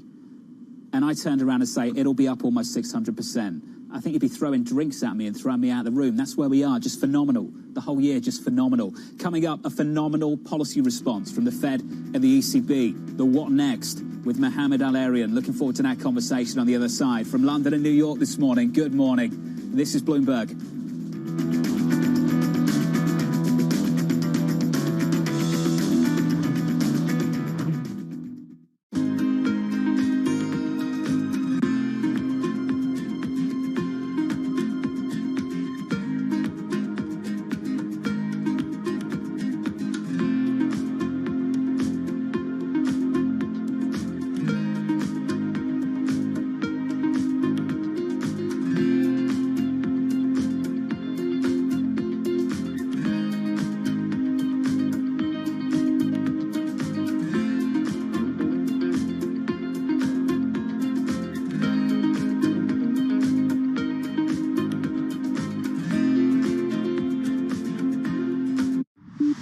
We have some good news in terms of vaccines and a chance to overcome the health crisis, but we are not there yet. We need the fiscal stimulus, and we need it relatively quickly, because I can see where the second wave's coming. You can see consumer spending beginning to get impacted again. What we need is surveillance to be stronger. We need public health measures, because you have no other way at the beginning. This is your best weapon, and you need to use it well. The good news is that both the vaccines and the therapeutics, in particular the antibodies, are coming along and will start to bring that number way down. We don't just need more investment in public health. We must also rethink how we value health. I do believe a targeted fiscal stimulus is going to be in order to really begin a more equalized economy. This is a market that over the past few weeks has made it clear it wants to go higher. It got a little spooked by the idea that geopolitical tensions are rising. Mercedes-Benz is on a path towards CO2 neutral mobility. So we have flicked the switch there, and really we're going to step by step electrify everything. And what does that mean? Combustion engines get electrified.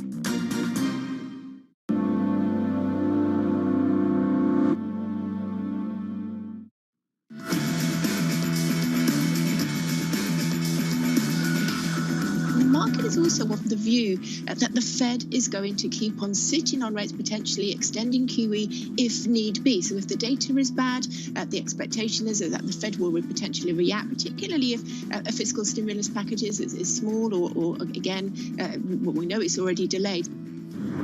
Rabobank's Jane Foley there, expecting the Fed to do whatever's necessary to keep this recovery and this economy on track. A slow drip feed of weakening data emerging across the globe. ECB's Philip Lane sounding the alarm on signs of a strained recovery, saying the following: there are some worrying signals in recent survey data. We will recalibrate our instruments as appropriate to respond to the unfolding situation and to ensure that financing conditions remain favourable to support the economic environment. For the ECB, there's still some work to do. Joining us now is Bloomberg's Taylor Riggs. Morning, Taylor. You know, John, every time you get a hint of the Federal Reserve, the bond markets get all excited because they now not only have the lender of last resort, but the buyer of last resort. And there really is no further evidence of that than the LQD and the HYG after the Fed announced in March, of course, that they would be buying corporate bonds and the ETFs that track that.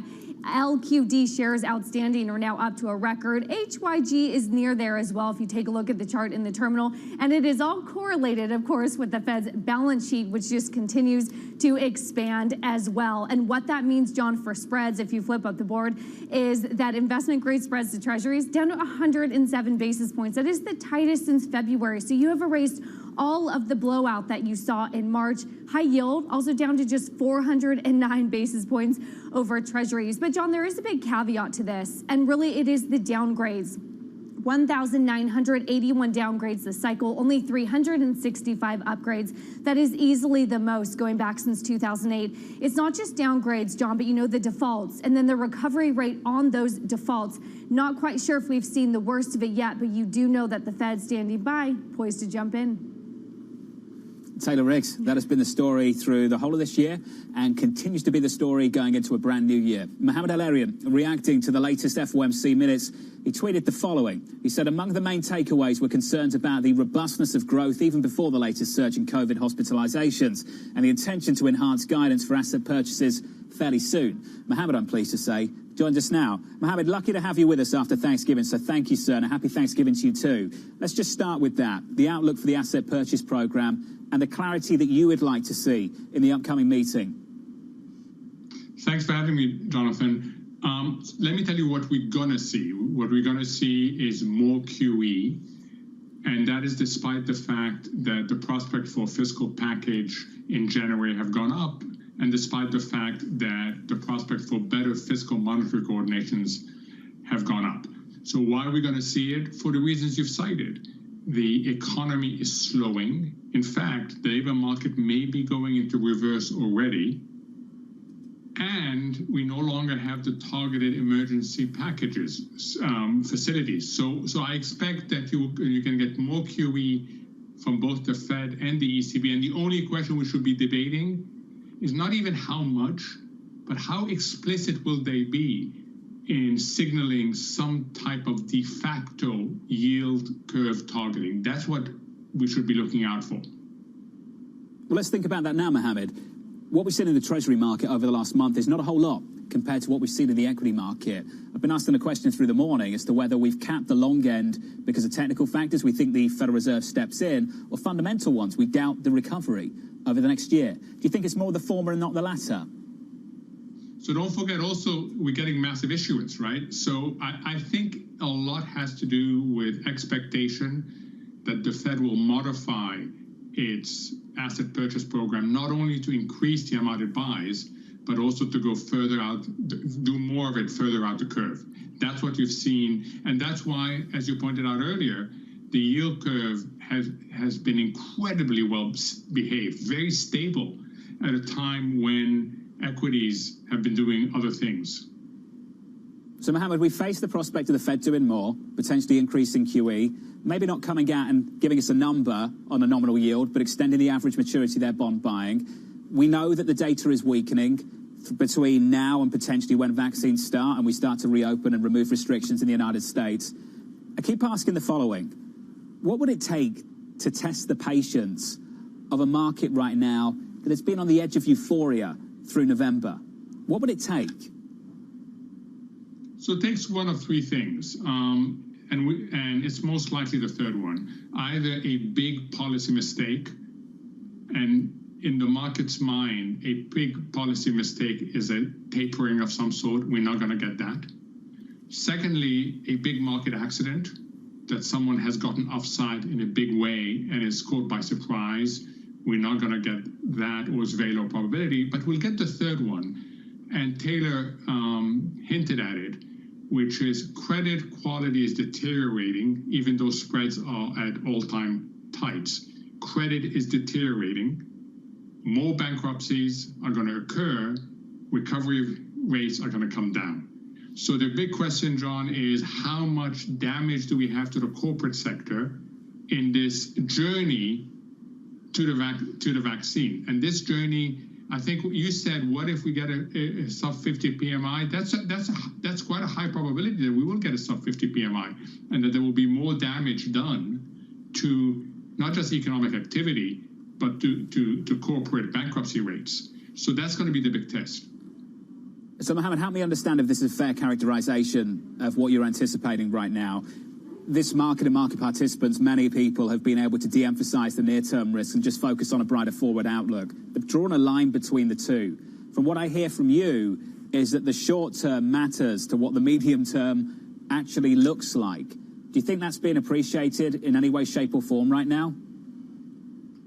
Not really. I think most people expect that it's all about the destination, regardless of the journey. But if you are investing in higher default risk paper, then the journey really matters. You know, I have this image of you're taking the kids somewhere, everybody's happy, but if you end up with a massive argument and everything else, by the time you get to your destination, you're not going to be as happy. So the journey matters for those that are facing higher default risk. And people have got to be very careful, especially in high yield credit and in emerging markets, what names they're investing in. You need a lot of granular analyses. Well, Mohammed, let's extend the analogy just a little bit. Let's pretend that the destination is a vacation and it's a wonderful place, but at some point you've got to come home. The vacation is the back half of 21. The vaccinations have happened. Global growth is picking up. We have that synchronized happy global growth story. We talk about 2017 all over again. And then you have to go home, and home is lower trend growth. The story that we were experiencing pre-COVID will be the story we live with post-COVID. You and I have talked about that before. Is there anything in the policy-making mix right now that says we'll go to somewhere else? Yes, there is. And the sooner we get going, the better. The reason why we will have lower growth trend, not just low, not just to what it was pre-COVID, but lower, has to do with both the supply side and the demand side. The supply side, we're seeing more concentration.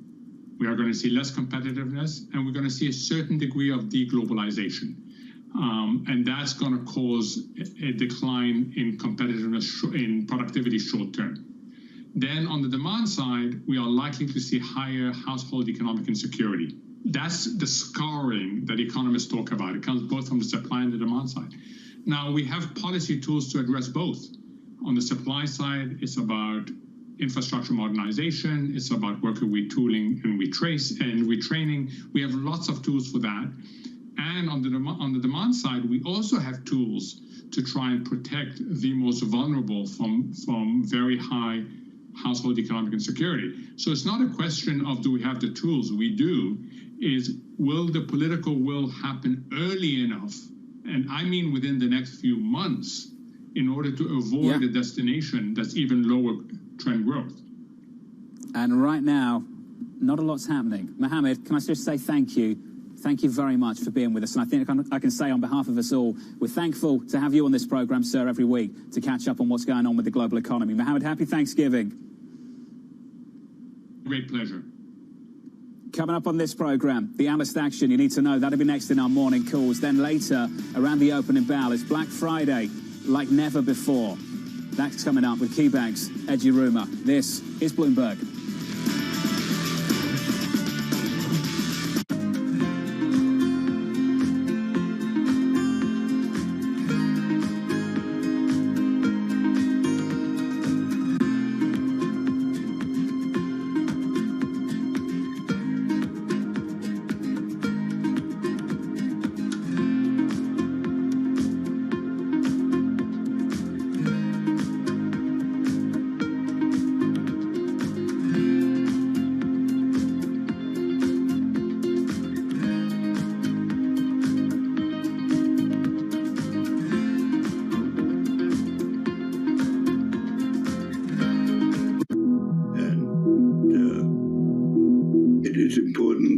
side to understand the sensitivities of the other.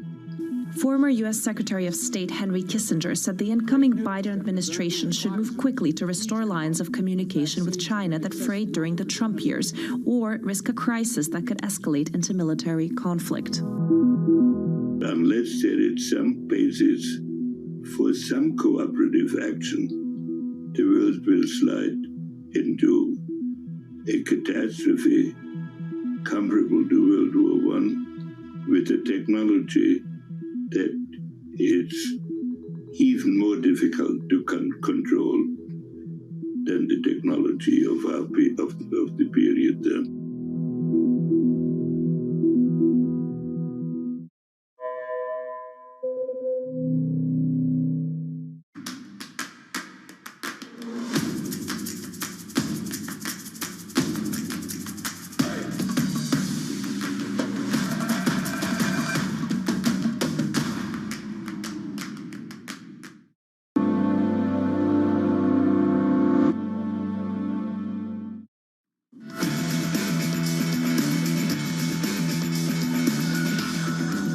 From the opening bell, let's get you some morning calls. Your first one from Raymond James, remaining bearish on Exxon, reiterating its underperform rating. The analyst saying the recent rally isn't enough to fund the company's dividend.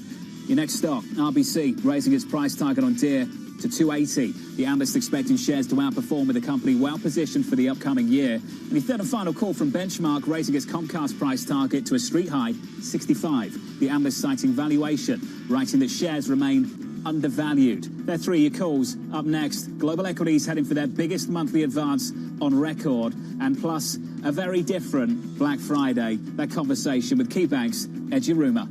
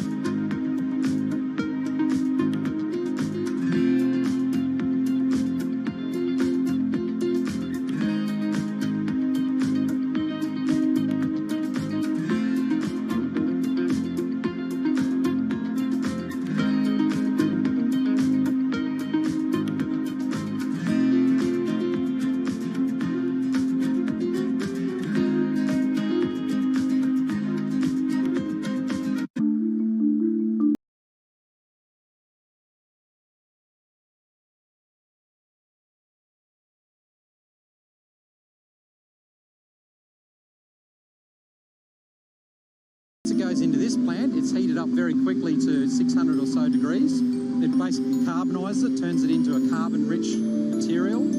Obviously kills all of the pathogens.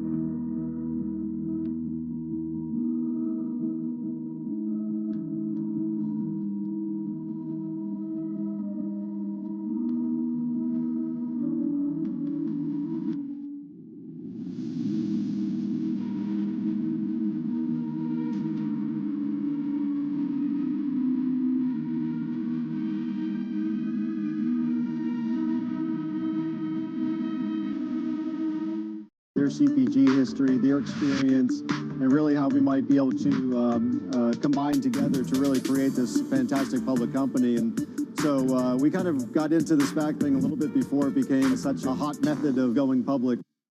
Give you a sense of the real-time action, the 10-year yield tumbling now 11 basis points, so continuing in this knee-jerk risk-off feel.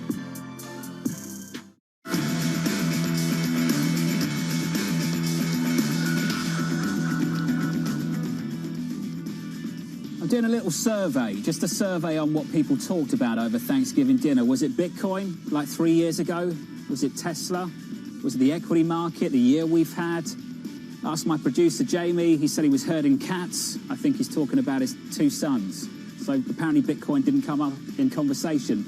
If it came up in conversation for you, please reach out. That'll be the only time I mention Bitcoin for the next 30 minutes. There's your opening bell. Futures up going into it, up about 1/3 of 1% on the S&P. On the Nasdaq, we outperformed. Big Tech up by 0.6 of 1%. The Russell underperforms. On the session, on the week, it outperforms. Switch up the board in the bond market.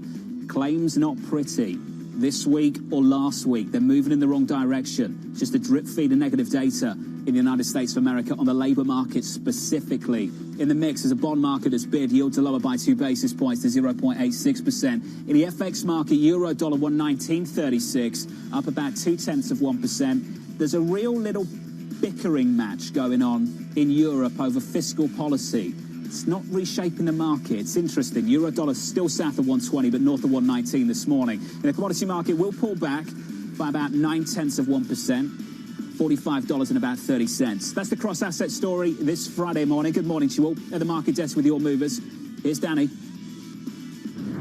Hey, John, well, if you'll recall before that Thanksgiving coma, we saw this monster rally from Slack, 38%. Well, it might be coming down a little bit today. Again, Salesforce had rumored to be looking at taking over the company, maybe a bidding war. So that's why we saw some of those big gains. Not unusual after a day like that to see it come down. Sorrento, though, to the upside, 17% gains. Look, this is a volatile stock. This isn't even its biggest gain in the past couple months, but still investors piling into this stock. They've gotten more funding for one of their COVID gene therapies. They're also looking at, should the trials go well for this therapy, of getting some emergency approval for it, as well as some mass production. Finally, Virgin Galactic up more than 5%. We have to remember that Virgin Galactic, one of their main shuttle stations is in New Mexico, their spaceport, and cases there are trending downwards of coronavirus. Of course, it's difficult to produce space shuttles during a pandemic. The CEO there said as much. Now, I want to switch up the boards and look at what's happened over the past week, because this trend of this rotation into value really has been unrelenting. Look at the top 2 sectors there, energy and financials. If I were to show you year-to-date version of this board, those 2 would be at the bottom of the biggest losers. It's really all about jumping in and buying value. Meanwhile, consumer discretionary materials also up this week, John. Danny, that's such a good point. You just turn it upside down to get the year-to-date numbers from the week-to-date numbers. Danny, thank you. About 2 minutes into the session, we advance about 1/3 of 1% on the S&P 500. Bottom of the pile, energy, which has been the dominant story sector-wise through the month of November. Top of the pile, information technology. We advanced there by about 1/2 of 1% on that sector. That's the equity market. The pandemic-driven lockdowns keeping shoppers at home and retailers closed. The US consumer remaining resilient, however, with promising vaccine developments boosting sentiment. BNY Mellon's chief economist weighing in. Personal incomes have generally risen during this recession. That's not what usually happens. And also household finances in the US are extremely strong. We've got savings around about sort of 20% of personal income. You've got record cash balances, and you've also got essentially a very low level of leverage compared with history. So all of that, for me, adds up to a fair amount of pent-up demand, if you like, for the US consumer. Many people agree with him. KeyBank said Jeruma remaining cautiously optimistic as well on the consumer, writing the following. We're positive on overall consumer spending trends going into the all-important holiday season, but see some risk to Black Friday weekend and December from a pull forward of spending in October and November. Ed joins us now on the phone for more. Ed, it's fantastic to catch up with you, sir. I want to go there on how shopping trends are going to change for the holiday season. For me, it's not whether consumers will disengage, they will. It's about where and how. Ed, can you put some meat on those bones for us? No, we think that's exactly right. We think that there's been a shift to online. We think a lot of retailers have started the online promotions early, right? You saw actually started with Prime Day almost a month ago, and now really extending all the way through the holiday season. You know, conversely, we've been in the stores really since yesterday, and it's amazing how quiet they all are. Right. This is probably my 17th year of doing Black Friday checks, and it's like a very quiet weekend day, and it's clearly underscoring really the shift to online. So, Ed, for me, a question about 2021. We'll come back to Black Friday and the holiday shopping season in just a moment. This last month has all been about the reopening trade, the return to normal, but we need to define what normal is, because normal pre-pandemic was exactly what you described. We'd be talking about this potentially even 12 months ago, even now, even if we didn't have a pandemic. So what will it look like 12 months from now? Well, here's what's interesting. At least in the short to medium term, you know, there's been this significant trend really of experiences over things, right? This time last holiday season, you might have gotten a gift for travel or fine dining.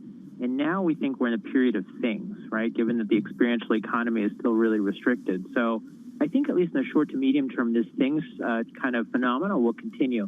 That said, there's clearly pent-up demand for things like travel and dining. So I think the second half of 2021 really remains the wild card. Well, it's the pent-up demand I want to talk about with you now, Ed. The aggregate numbers speak to an economy that has a really strong consumer, that has a high savings rate and disposable income that, despite the fact that unemployment surged, actually increased. That does not speak to the disparity beneath. Now, Ed, when you think about the consumer, just how do you slice and dice it in America right now? Because I'm not sure the aggregate numbers at the moment tell you anything.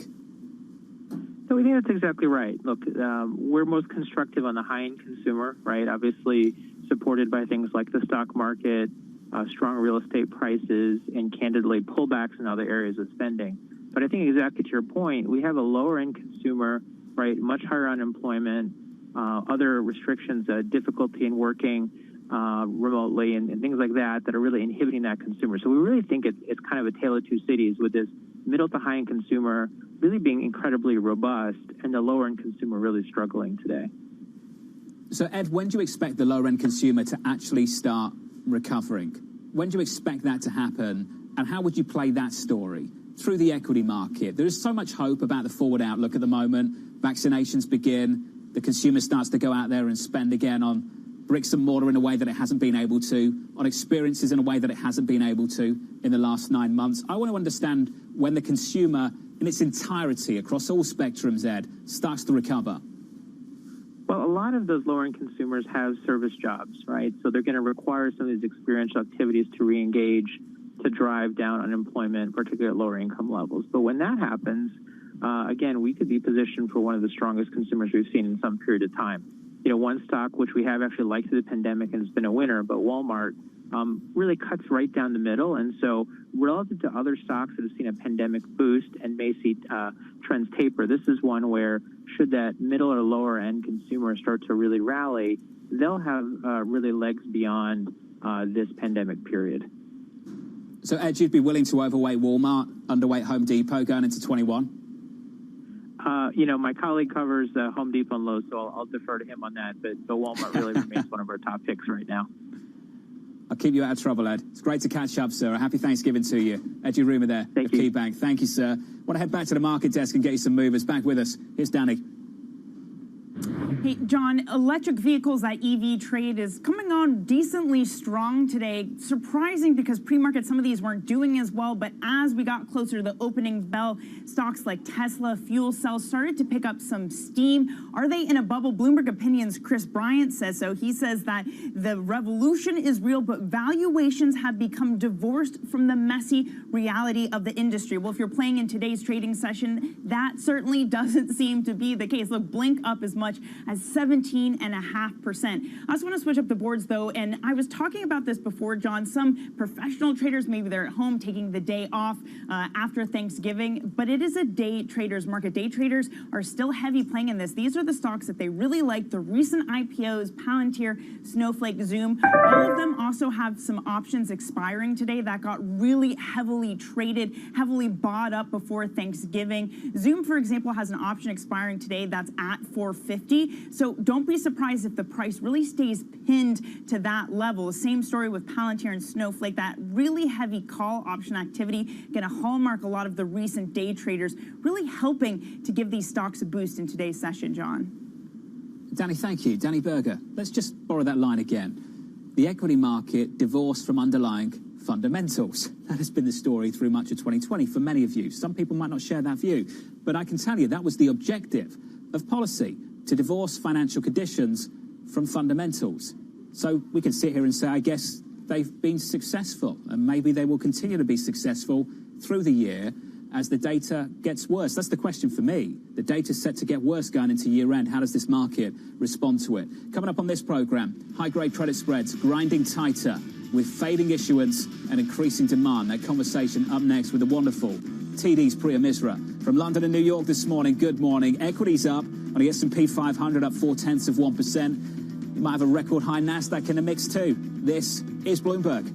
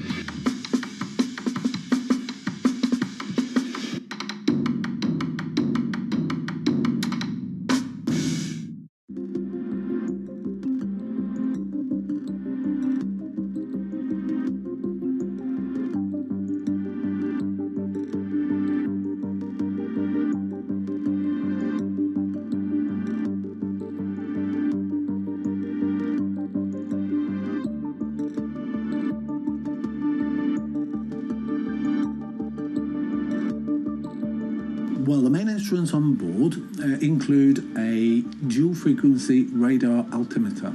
And this is the primary instrument of the mission, and that's the one that's measuring sea surface height, significant wave height, and wind speed over the ocean. And from those measurements, we can actually have the superb measurements that we expect of sea level rise, but also the waves. The significant wave height, which is the top 1/3 of the waves, if you were to look at them in time.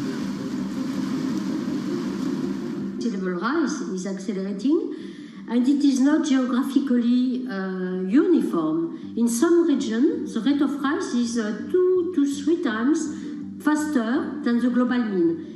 This means that in this region, the elevation since the beginning of the 90s is now nearly 30 centimeters, which is not negligible.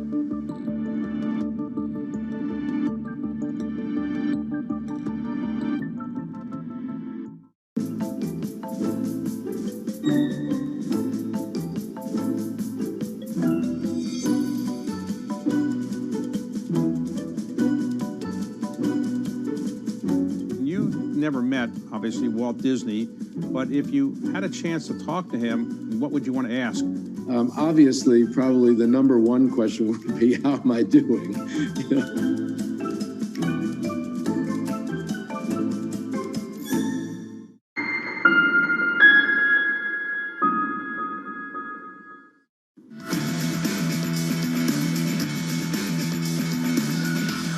There's a big potential pothole over year end. A lot of the support programs that have been in place through CARES expire. And of course, now you have the 13-3 facilities could be withdrawn at year end. So that's something that the market still has to digest. I think for safety, you just stick with investment grade credit. But Michael of JP Morgan remaining bullish on high-grade debt. Declining issuance and swelling demand driving investment-grade spreads even tighter amid a turnaround in credit.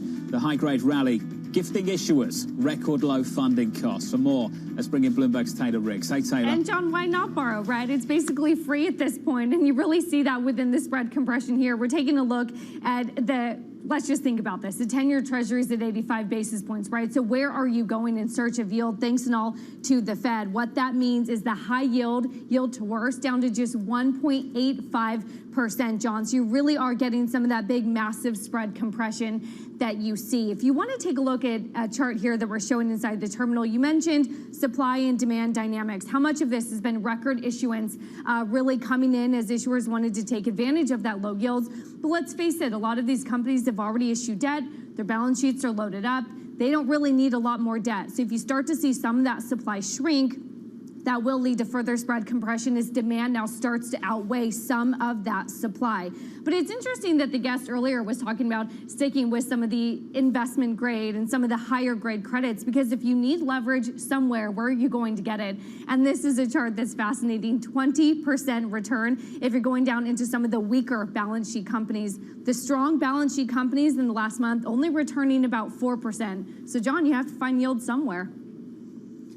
You've got to find yield somewhere, and what they're telling us now, Taylor, you go to EM and you swim naked without the protection of FX hedges. You buy the local currency debt. I keep getting told the same thing. You hearing the same thing? Yes. And then you just hope that you're not the last one standing when this all falls apart. Isn't that always the way? Taylor Riggs, great work as always. TD's Priya Misra expecting the Fed to continue fueling the credit rally. She writes the following: a more accommodative Fed is positive for credit and the markets. The minutes made it sound like the Fed is about to take more action. Priya joins us now for more. Priya, you and I have been talking about this for a while now. Let's talk about the more action. What is the more action?